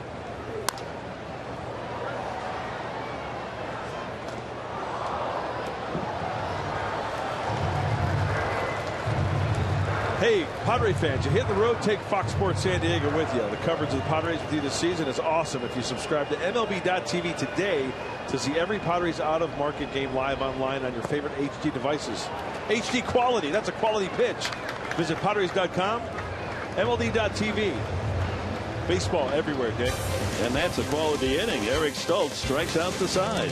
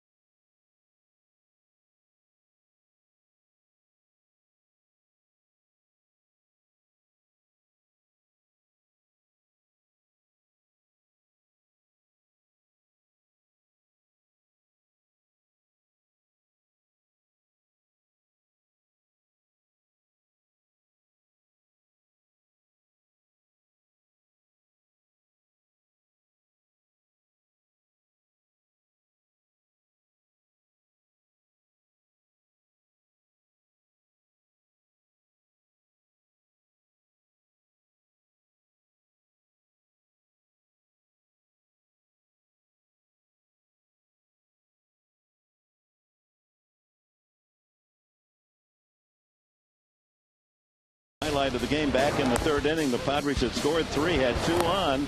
Yonder Alonso at the plate, but Johnny Cueto gets him to fish. One of his 8 strikeouts today, and the Padres leave 2 stranded. Alonso angry at himself. He leads off here in the top of the 6th inning. He struck out both at bats against Cueto. Forsythe and Maben to follow. Maben and Rodriguez, who's after Maben in the lineup, have hit home runs, both solo. Ground ball sharply, but right at Rolen. He was playing off the bag and gets the quick out. Played perfectly. Why? Because Cueto hit his spot. Throw to Alonso. Pitch him a certain way. The spray chart shows that he'll hit the ball that way, and Rolen didn't even have to move. And he wasn't at the normal third base position. He was a couple of steps into the hole. Logan Forsythe has grounded to short and struck out. Just about everyone in the lineup has struck out except for Eddie Rodriguez in his major league debut and Will Venable.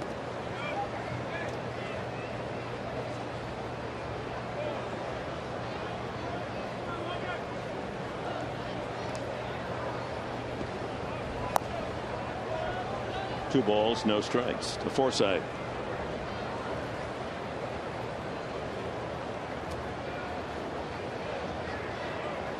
With all the strikeouts, you would think that his pitch total, Cueto's pitch total, would be much higher. It's only 76. Probably not a lot of deep counts. Oh my! 3 on 2 and 1 now. You know what I'm saying? He gets ahead, strike one, maybe has the hitter try to be a little defensive and fish, then quickly strike two, and then puts him away. He's getting the corner calls too. Yes, he is. Umpire Onara.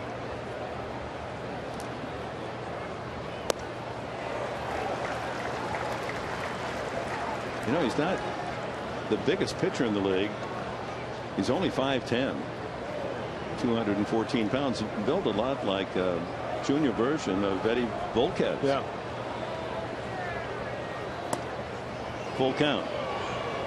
But he's able to hammer that strike zone with pitches 95, 96 miles an hour.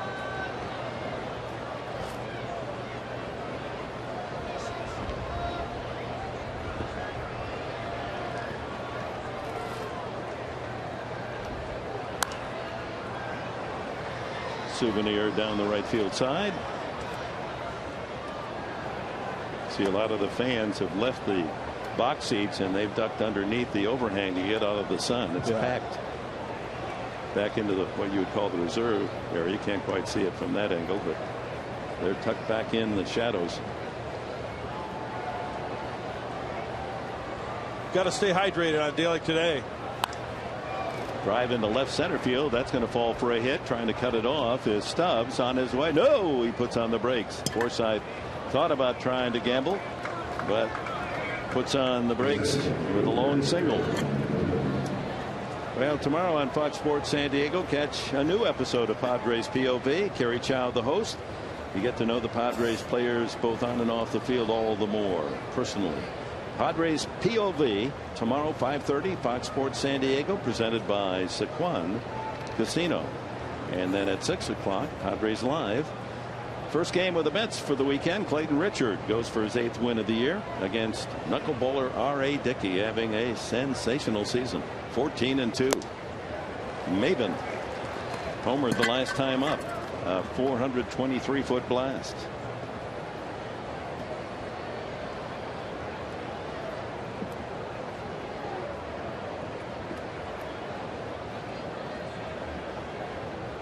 Chance to cut into that 8-4 Cincinnati advantage. Up the middle, and a great stop by Cozart. Back to first. A double play. Oh my. Brilliantly turned by the rookie Cozart. Maven thought he had a single to center field. He winds up doubled up. 6-4-3, and a good pickup by Frazier, the other rookie at first base. What a play.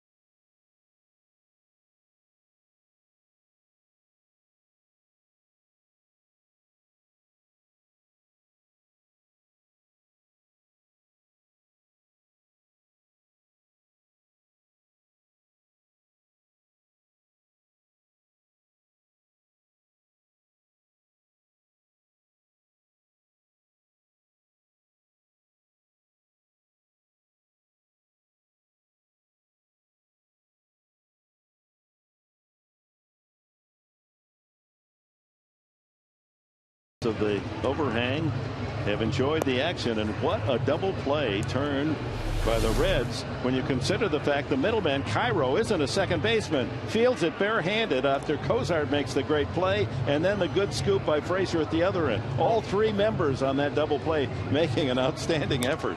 And a bad break for San Diego. Well, that's not an easy hop over first base either. So when you have great depth, you can put a veteran like Cairo in there. Even at normally he's a third baseman, first baseman, play a little outfield, but not second base. But Brandon Phillips is out with that calf injury. Comes in, and all he does today is single a couple of times and line out to left and help turn a inning-ending double play. As Alex Hinshaw, the third Padre pitcher, comes in here in the last of the sixth.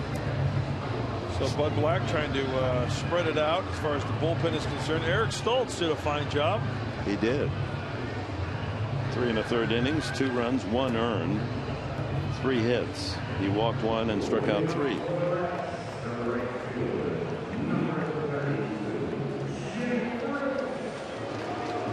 Hinshaw will face Bruce, Rowland, and Frazier in the 6th. Jay Bruce, a long out to left, singled in 2 in the 2nd inning, that 6-run 2nd inning.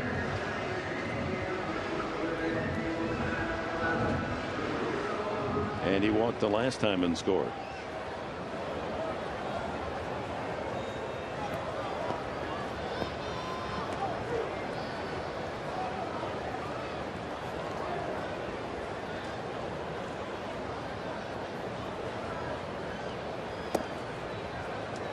Perhaps to labor the point, but you think about why these Reds are going to be so tough the rest of the way.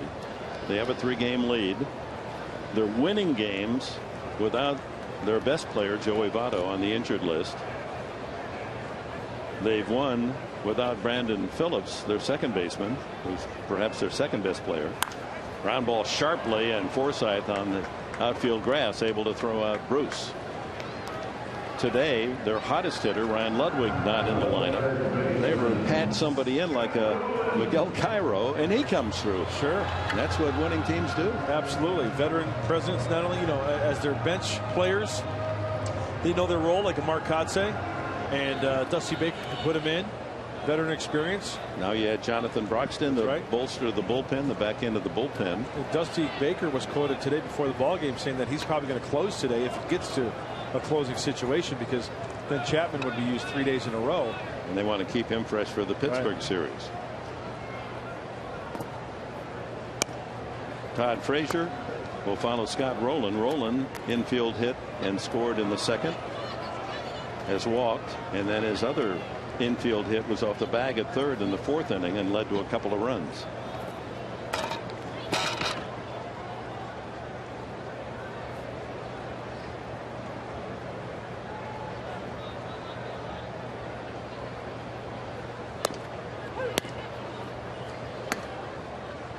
A ball and a strike to Rowland.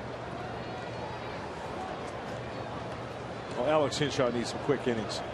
Avoid the deep counts. Pound that zone. Go right after these guys.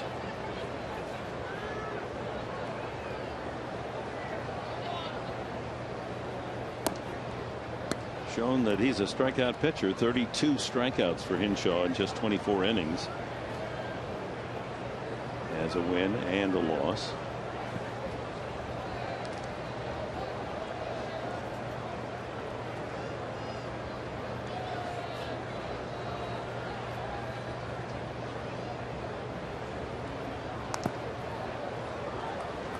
Foul ball, 2-2.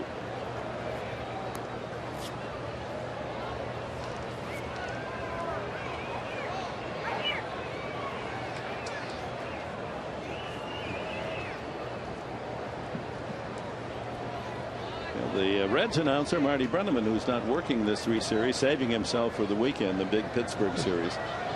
Yes, he is. Hall of Famer. Struck him out. And Brenneman, who said earlier in the season, if the Reds ever win 10 in a row, I'll shave my head bald.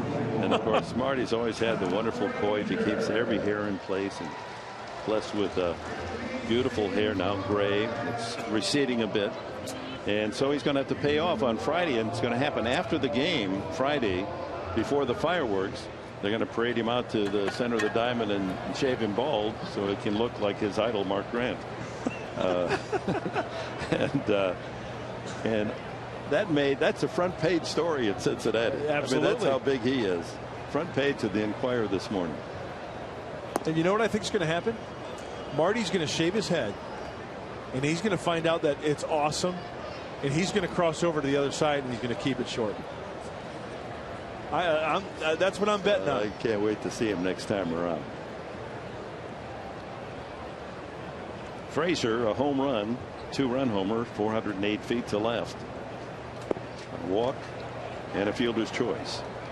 1 ball, 1 strike the count. 2 outs, bases empty. 6th inning. Reds 8, Padres 4. And the punchline to the whole thing is they've turned this innocent little I'll do it, and then they win 10 in a row, into a charity event. Yeah. And they expect to raise at least 20, but they think $40,000 for the Reds charity. Yeah, there's donation boxes all over Great American Ballpark where people can donate.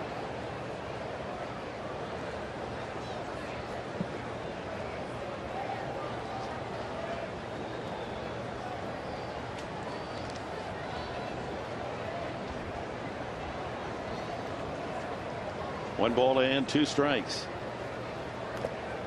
Foul tip, and Rodriguez able to catch it, and strike 3 the call. Frazier thought the ball hit the ground first. Dusty Baker's going to come out to argue, but the decision has been made. Frazier has struck out. Down goes Frazier.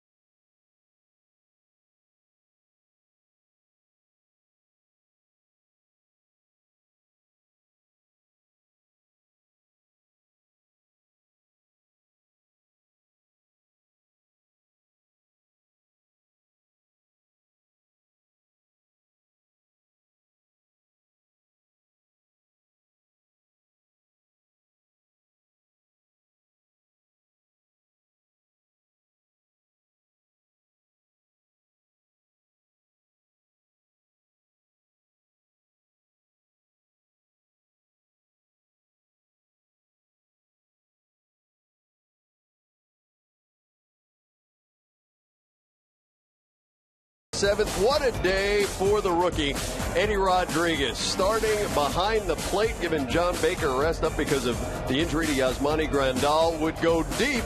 His first major league at bat, first big league hit, a home run. Nice day for him.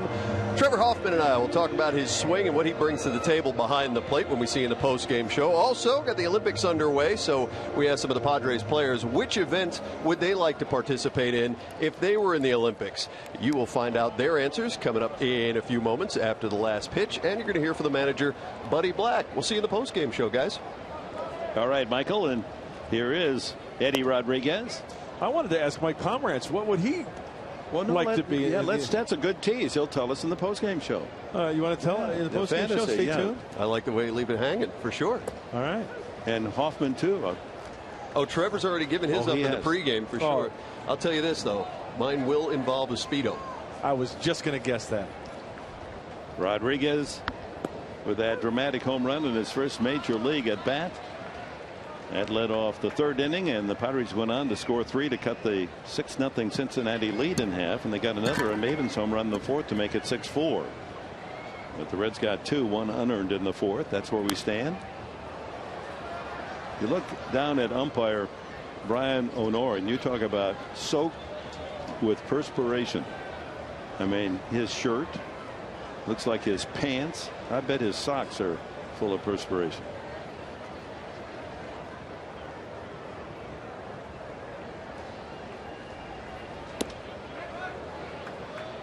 Two and 2 now.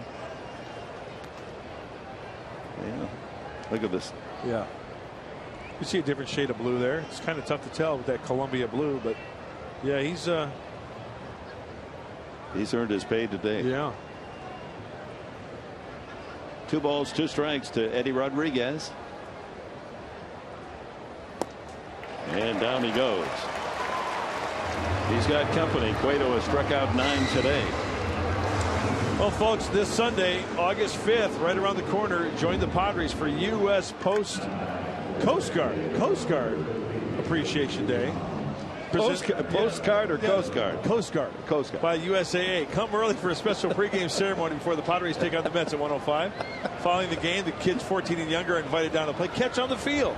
Get your tickets now at Padres.com. Yeah, bring your postcards with you. Yeah, absolutely. My bad. Yeah, that's good. I mean, we might start a whole new, Sure. A day for the Padres, the postcard day. High pop-up. Jesus Guzman, pinch hitter for Henshaw, and third baseman Roland has the second out. How about sending, since we're honoring, the Coast Guard and the military, you can send a postcard to somebody in the military to thank them. That's right. To the Coast Guard in particular. Exactly. All right. Perfect. Just, give. Honor the Coast Guard and send a postcard. You just jumped right out of the water there, and you're running now. You're like a triathlete, a verbal triathlete. Leadoff man Alex Amarista takes a strike. 1 for 3 today. Single to right field and scored in the 3rd.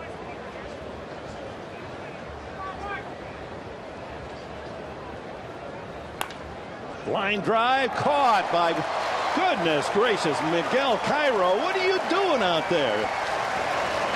I mean, playing second base just because no one else available, not your spot, turning a double play, and now robbing Amarista. I have to send him to a higher league.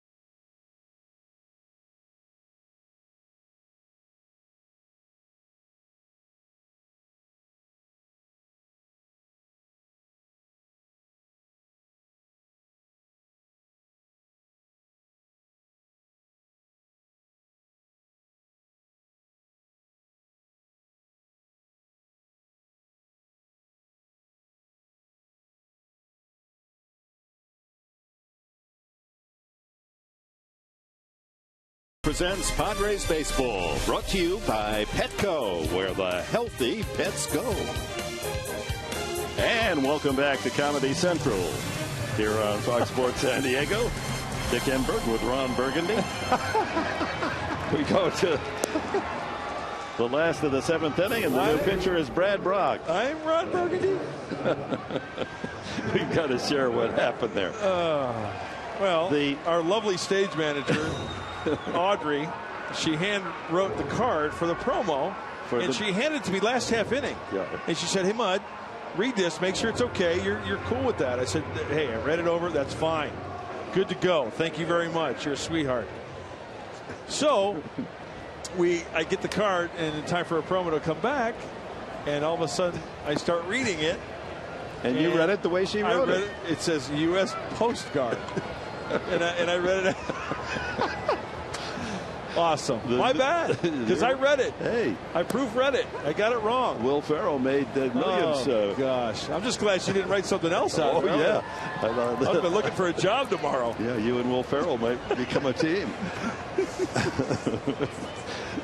So devoted to the cause, you write it, I read it.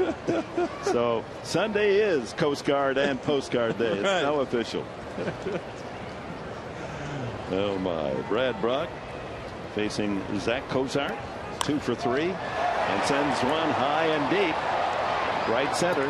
Maben gave himself plenty of room, went back as if that was going to carry more. 1 out. Brock, the fourth pitcher used by Bud Black. Ohlendorf started, cuffed around, an inning and 2/3, 6 runs, 6 hits. Stoltz gave up 2 runs in his 3 1/3. 1 was earned. Hinshaw perfect 6th inning, striking out 2, and now Brad Brock. Miguel Cairo. It's not my duty, but he just may well be our Carl's Jr. star of the game. 2 hits, lined out to left, and he's made 2 sparkling plays defensively. I mean, here's the one player in the lineup today. When you saw the lineup, said, "Oh, well, there's a weak spot." I mean, he'd looked terrible. Struck out 4 times, 0 for 7 in the series. Then he bounces back and gives Dusty Baker a big game. 2-1 now the count.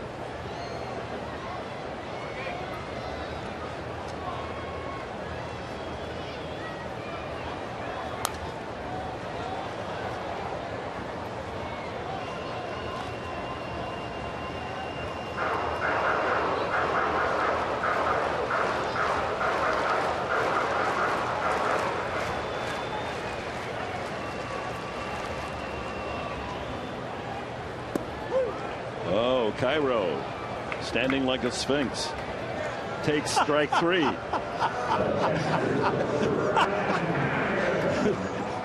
Well, Ernie Hartwell had the house by the road, right? He did.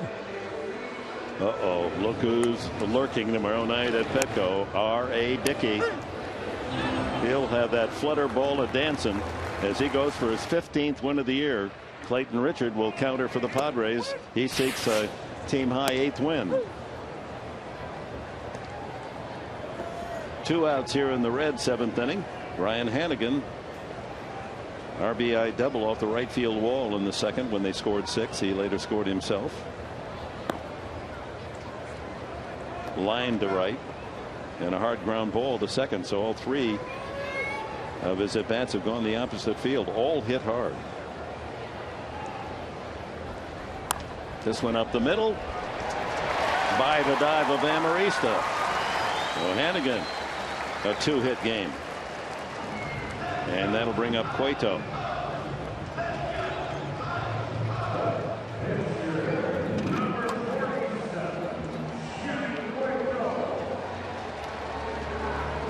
Cueto has struck out twice and sacrificed. Beneficiary of the 8-run support. Meanwhile, he struck out 9. And with that usual pinpoint control, allowed only 1 batter to reach first on a walk.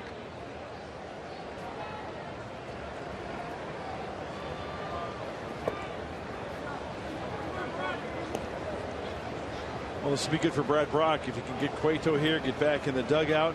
Well, the Padres are in slam range. We've mentioned that before, especially this ballpark. Just misses 2-0. Brock in his 40th game. That matches Joe Thatcher, who's now in the DL for the 2nd most. appearances behind Gregerson, 50.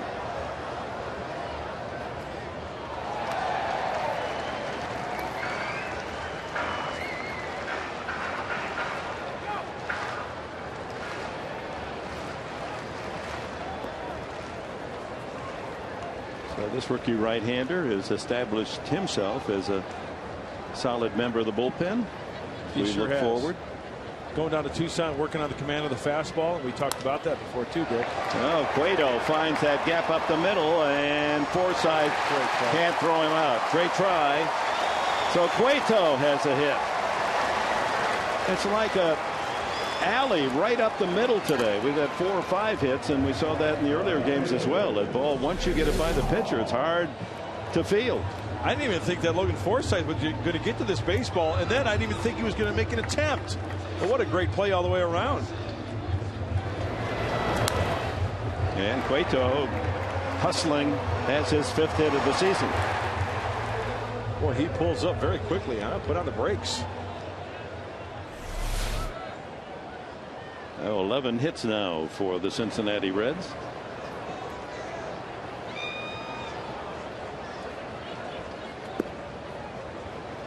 Xavier Hall, the leadoff hitter, the only man that hasn't reached base safely today. He's 0 for 4, 3 punch-outs.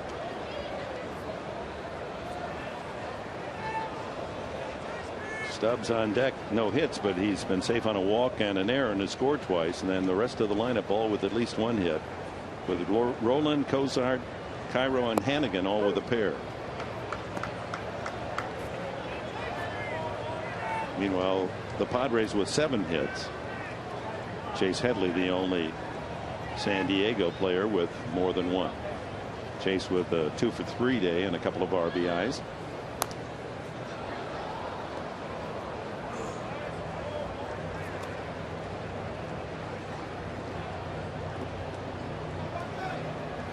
Well, on this road trip, so many games close. 3 1-run losses, 2 2-run defeats. 5 out of 6. Padres right there. And Paul has had a miserable afternoon. 4 times he has struck out wearing the collar. To the 8th inning, the Padres need 4 to tie it up.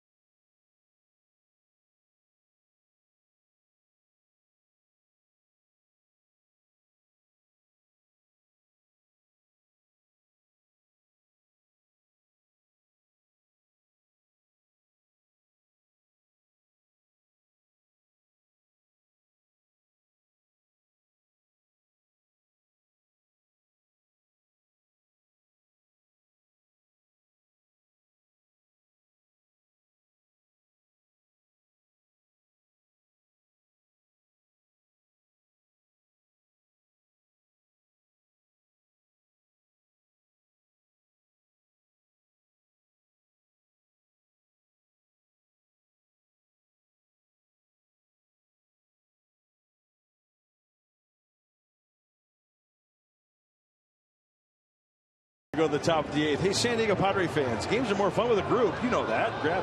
Groups. That's groups, not grabs.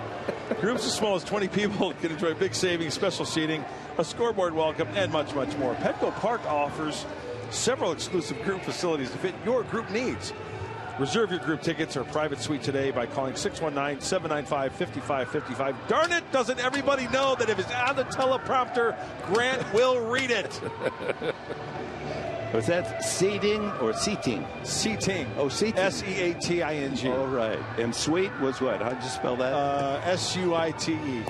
S-U-I-T-E, yes. So it's But they are, sweet. They're SWEET. Would you like to go for a multisyllabic term to advance to the second round of the special? Absolutely. Cincinnati. I'll do whatever it takes. Cincinnati? How do you spell Cincinnati? CIN-CINNATI. It's often misspelled. I know. As is the team that they're trying to beat in the Central, Pittsburgh. Yes. PITTSBURGH. A lot of people don't put that H on it. I know. Because there's a Pittsburgh, Kansas that doesn't have an H. Got it. Got to buy one of those. See? You're just a wealth of knowledge. I have just blossomed over the last 3 years. Blossomed? We got to pick that flower, man. Okay, let's get serious here. 8-4 the score. Will Venable to face Johnny Cueto. Boy, Cueto battling. He's struck out 9, allowed 4 runs and 7 hits. For him, that's a lot of attack. And Venable fouls the first pitch away. Venable has grounded twice and struck out. Headley and then Quinton to follow. Bullpen looks like Andrusek, the big right-hander, getting ready.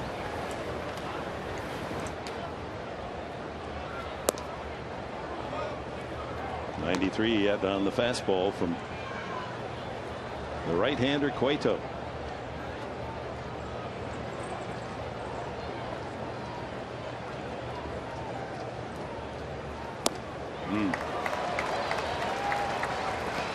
Likes to go up the ladder with that heater.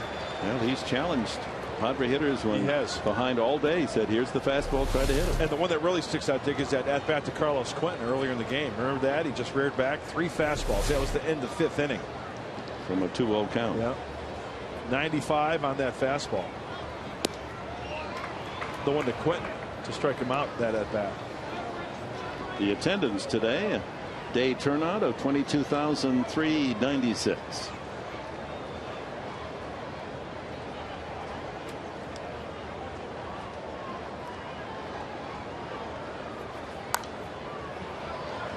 Count stays at 2-2.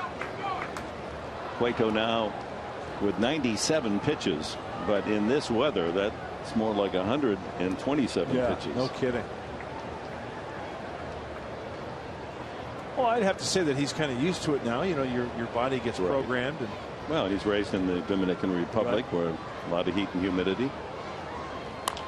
Ground ball into right field, and Venable gets the Padres off on the right foot here in the 8th inning with that single. And here comes Headley, Quinton, and possibly Alonso.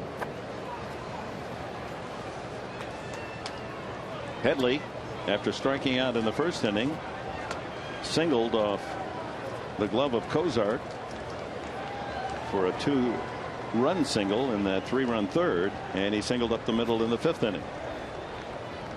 He's raised his average up into the 270s. 274 as he steps in.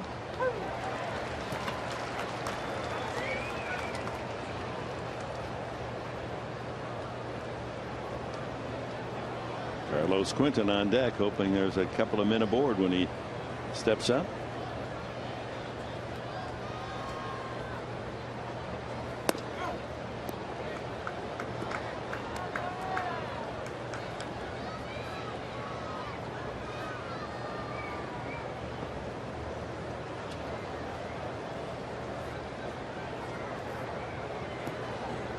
A lazy summer day in Ohio. Temperature now up into the 90s. Humidity seems to be up there too. Day for lemonade. 2-1. I have the feeling that if Headley gets on, Dusty Baker is going to go out and take Cueto with him. Yeah, fresh arm in this situation, and a chance for San Diego because there's still nobody out here. Leadoff single. You have a fresh arm in there, and a different look to these Padre hitters with Andrusek in the bullpen. 3-1. Headley was 6 for 14 in the series. 4 6 RBIs. He's also walked 5 or 6 times. Chops this one to first. Frazier to second for 1. Back to first. Cueto covering. Safe. Would have been safe had Cueto caught the ball. Headley hustles to save the double play. Venable erased.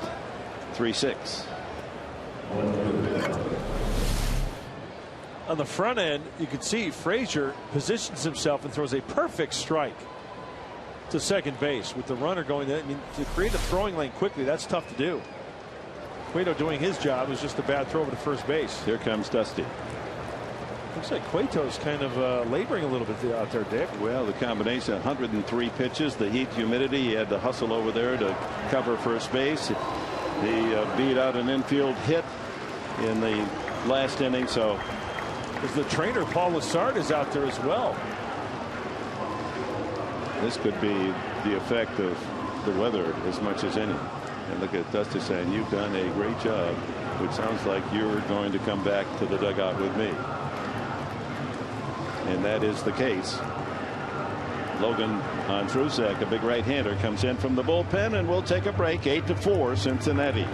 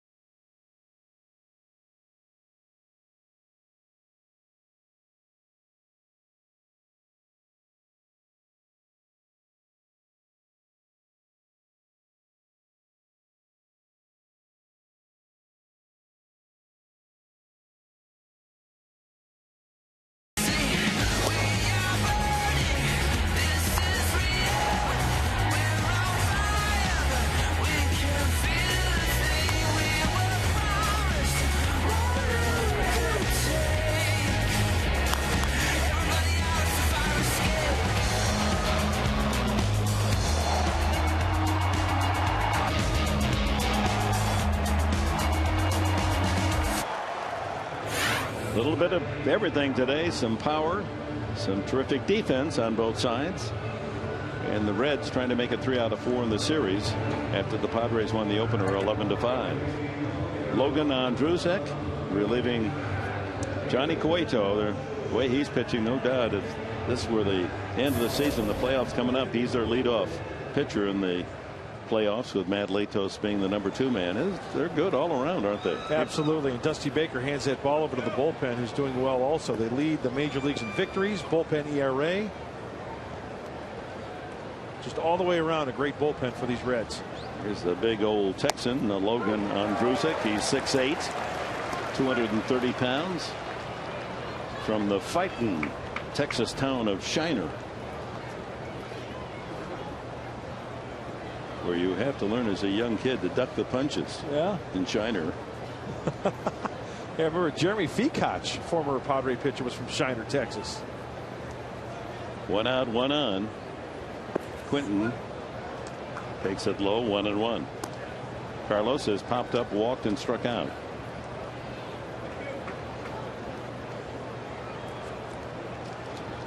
The Reds bullpen also leads the National League in opponents' batting average against. Opponents only hitting .215. That's been evident in this series, as Quentin just missed that one. A high fly to left. Boy, the wind now blowing in from left field. You can see that one take the ball back toward the infield. 2 away. Hey, Padre fans, enjoy a Padres game in style with the Padres Suite. We've talked about it all game. Suites can be customized to fit your group's needs. What was that? Group's needs include flexible seating options, great food beverage packages, and much more. Visit Padres.com/suites or get on the horn 619-795-5555 to get your suite today. That was some kind of nice. Oh, believe that. Yonder Alonso. And foul ball. He struck out twice and grounded to third. Need a big swing here. Get back in this game. 8-4. Alonso with a home run in Miami on this series. On this road trip, rather. Padres in the series have gone deep 5 times.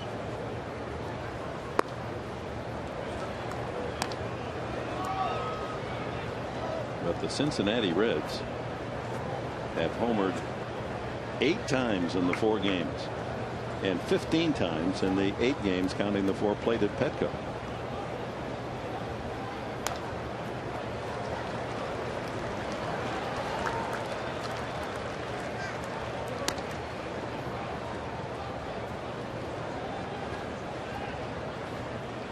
I'm smelling bacon. And why would they be cooking bacon here at 3:50 in the afternoon? Bacon's it's great any time of the day.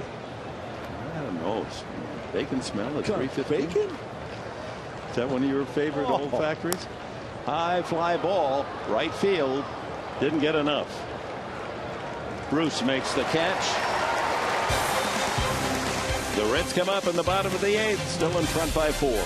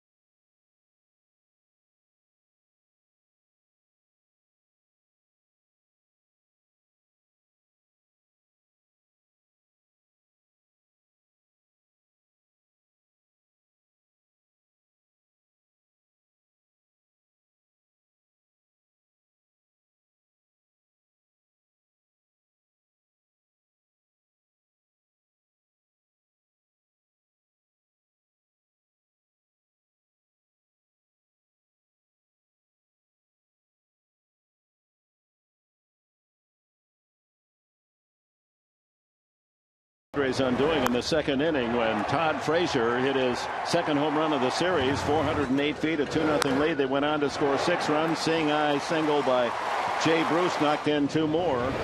Eddie Rodriguez in his first major league at bat. Look at that, a home run for Rodriguez. A rare feat. And Chase Headley with a couple of hits, including a 2-run single. And Cameron Maben clubbed his 6th home run of the season deep into the left center field bleachers, a 423-foot shot. And then this unusual play, ball, runner, Headley arriving at the same time on Scott Rowland's what it would become an RBI single. And the Reds, everything going right for them, lead at 8-4. Brad Brock goes to pitch for his 2nd inning, facing Stubbs, Bruce, and Rowland.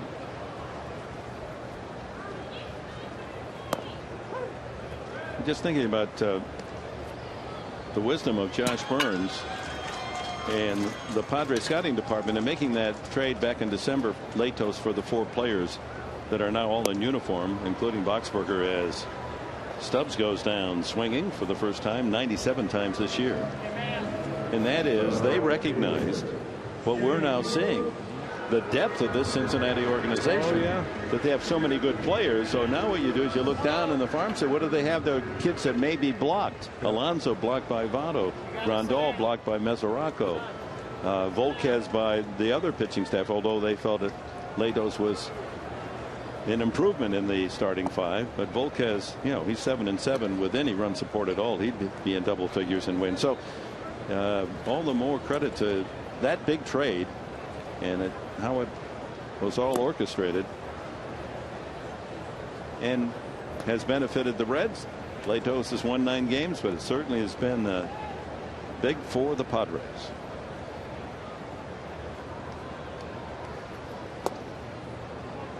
Rock with the 3 strikeouts. Actually, the Padre pitchers have struck out 11 Reds today. Walt Jocketty, the general manager of the Reds, we saw him the other night after the game. And there goes Bruce to a 2-2 count.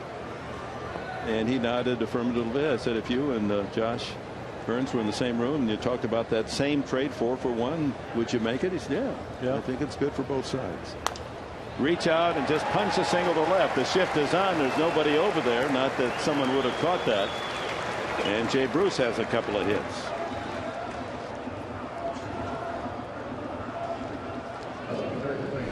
Well, Jay Bruce, he looks out at the Padres defense and says, you got to be shifting me, so I'm going to take you the other way.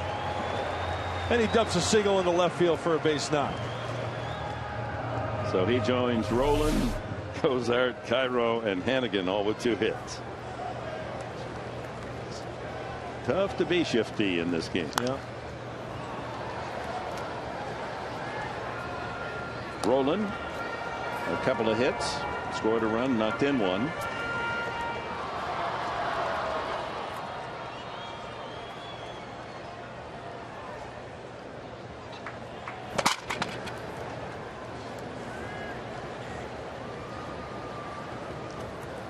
Latos will be the leadoff pitcher in the 3-game series tomorrow night against the Pirates. We've seen the other 4, the 5-man rotation that is held together the whole season. Haven't had to use another starter. Mike Leake, Homer Bailey, Bronson Arroyo, and Cueto today. Boy, can they go the whole campaign with just 5 starters? It's seemingly impossible. They've gone this far, well over 100 games. You'd think there'd be one of the 5 would say, a little ouchy today. Give me just one turn off. Yep. No sympathy from that Padre dugout where Bud Black and Josh Burns have had to do a patchwork job of getting men to start with all the injuries. And when you think again that at this time and the record of the Padres, this is the time of the year that they would have been calling up Casey Kelly and Robbie Erlin and Joe Whelan, 3 promising players that are going to be part of the rotation someday. They'd be pitching now, but they're all hurt too.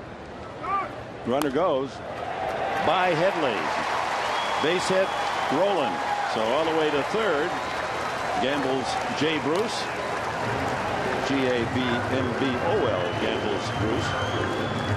And it's first and third for the Reds here in the 8th.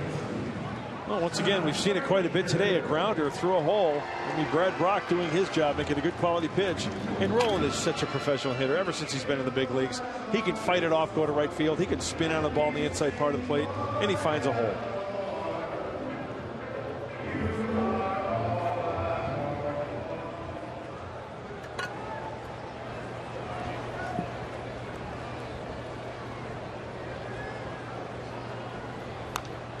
Roland at first base. Bruce over at third. Roland the first Red with 3 hits today. Total now of 13.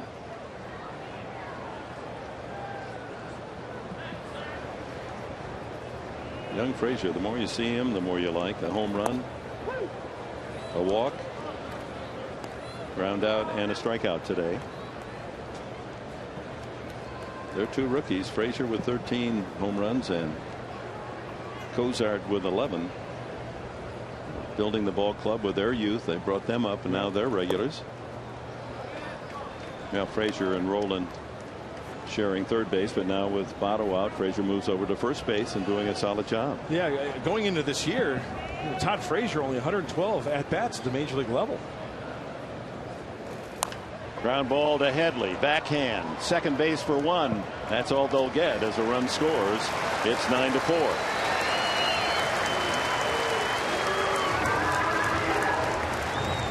Credit Frazier with his 39th, 40th RBI of the year.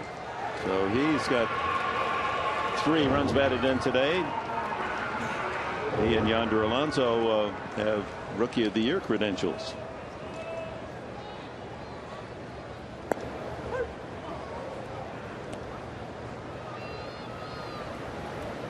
Zach Cozart 2 for 4 with the run scored and an RBI. Is that big Jonathan Bruxton heating up in the bullpen? Didn't look like it. Maybe with a 5-run lead now. It's Jose Arredondo. Oh, there he is. Yep. Shadow kind of got us there. 2 throws and I'm ready. Yeah, no kidding.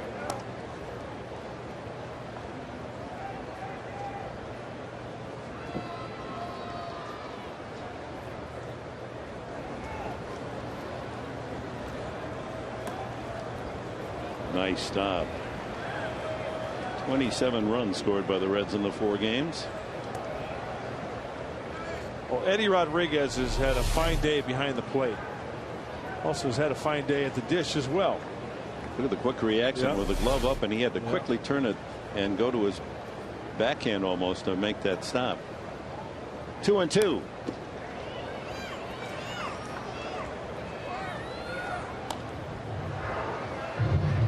Six runs in that second inning. On 6 hits, 3 walks, and a balk that scored the 6th run. Perhaps too much to overcome. Down the right field side and falling into the crowd. Monday at Fox Sports San Diego, catch Padres Weekly. Join Annie Heilbrunn for an inside look at how the Padres are prepping for the road ahead. From the players and coaches to the staff and local legends, Mr. Enberg, Padres Weekly has you covered. Monday at 5:30 on Fox Sports San Diego. Hey. Really? Got an A. Hey, you're got a an tough A. grader. You got an A on that one. Thank you. You were burning a hole right through me. Swing and a miss. Strike 3. Actually, I like you better when you're not when you're doing getting C's. To the 9th.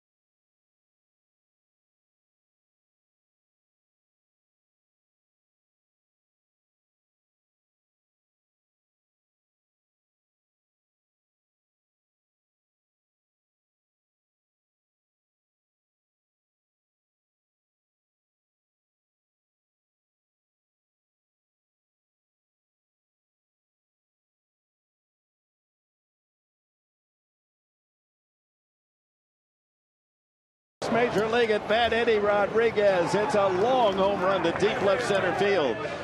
First at bat, Major League's home run for the University of Miami's Eddie Rodriguez, congratulated by Yonder Alonso, his teammate with the Hurricanes. Our Carl's Jr. star of the game. Great start for Eddie Rodriguez, filling in for another former Miami Hurricane, Yaz Grandal, after pulling a muscle here on Monday night. 9-4. Reds in front, and Jose Arredondo comes in to work the ninth inning.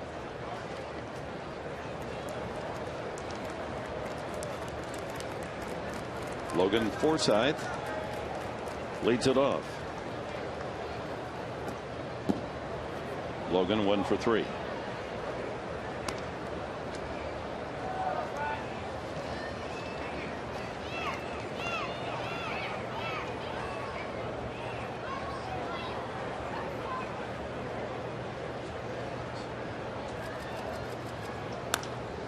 Fly ball shallow and right.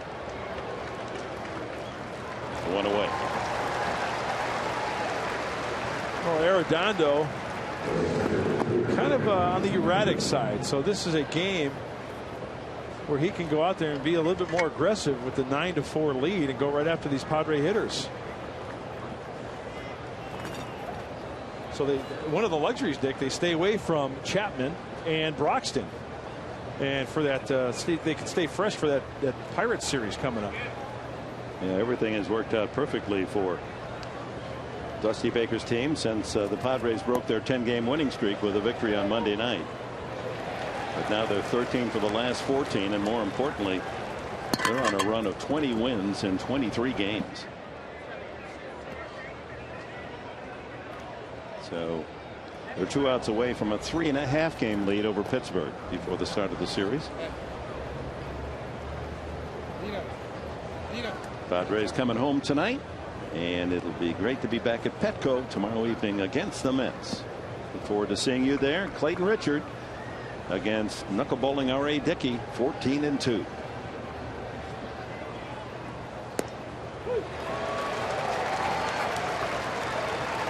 Maven takes a couple of strikes. He struck out, homered, and a great play made by Cozart and Cairo and Frazier on a double play. And a weak swing and a miss. Down he goes. Well, good slider from Arredondo. He also throws a split. Tries to locate the fastball. As you take a look here, a great tilt down in the zone. Maven badly fooled on that one. So 2 outs in the ninth to Eddie Rodriguez. Homered the first time up, 416 feet to left center. Tapped out in front of the plate, thrown out by catcher Hannigan. And he struck out the last time.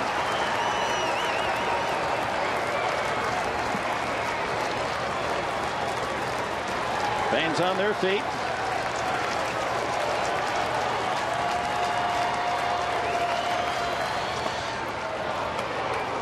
They're accustomed to seeing the final out in a victory a strikeout because of Chapman's talent. Aroldis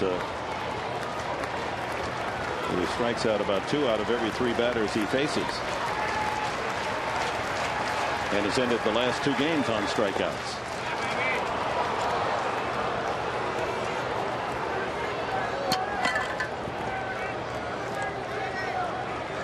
Earning his 22nd and 23rd saves. Closing out shop the last 2 games. 2-1. Arredondo skipped that one. 3-1 to Rodriguez. If he keeps it going, Mark Kotsay would be next. He's in the on deck circle.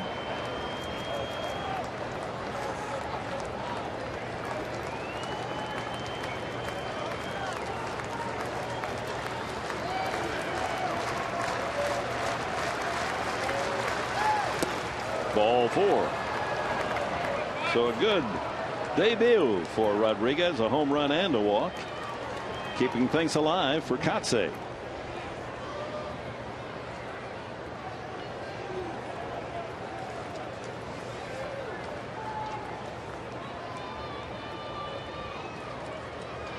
Katse hitting .281, 8 for 28 as a pinch hitter with a home run.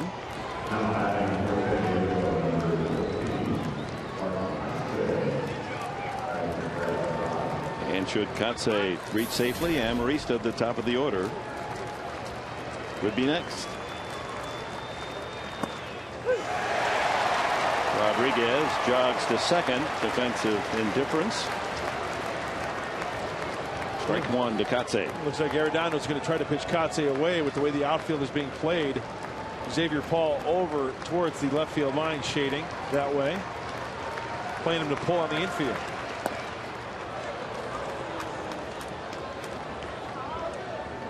Arredondo all over the place. 1-1.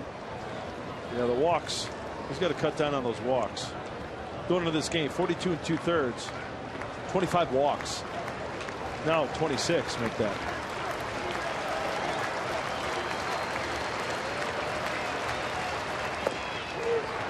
Two balls and a strike.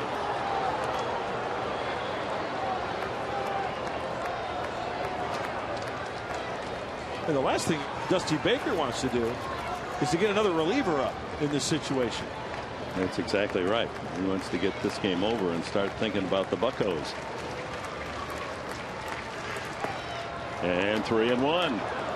The walk is as good as a hit here for the veteran Katse, and he can afford to be patient.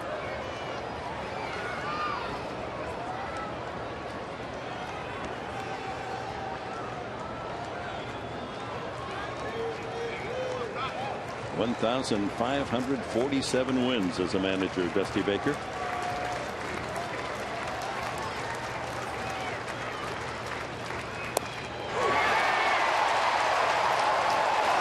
Katse took that little false step toward first. Called a strike. 3-2.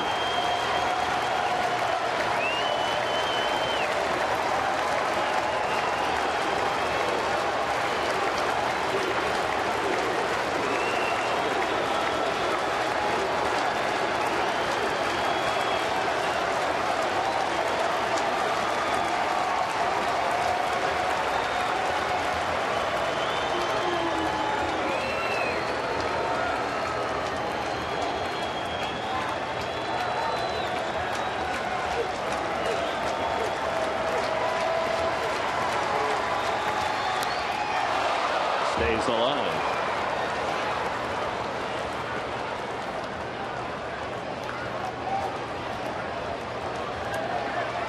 Always tough for a pinch hitter coming off the bat. You're always facing a setup pitcher, 8th inning guy, 7th inning guy, or the closer.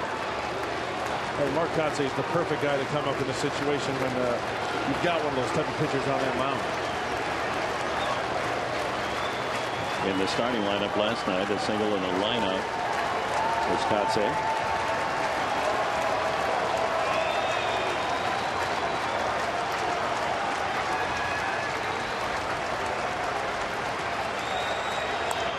Popped him up. Paul Kozar. Ball game's over. The Reds have won again. That's an amazing string of victories. 20 out of 23 for Cincinnati. They take 3 out of 4 in the series. The final score 9-4. Let's go to Mike Pomerantz. Hey guys, coming up in a post-game show, we'll talk about a really nice debut. Young Eddie Rodriguez, the catcher, called up after Yasmani Grandal's injury. He gets a chance to start today as a home run to boot. Plays very well behind the plate. Trevor and I will talk about that. Here for the manager, Buddy Black, and some Olympic fun, including your Padres.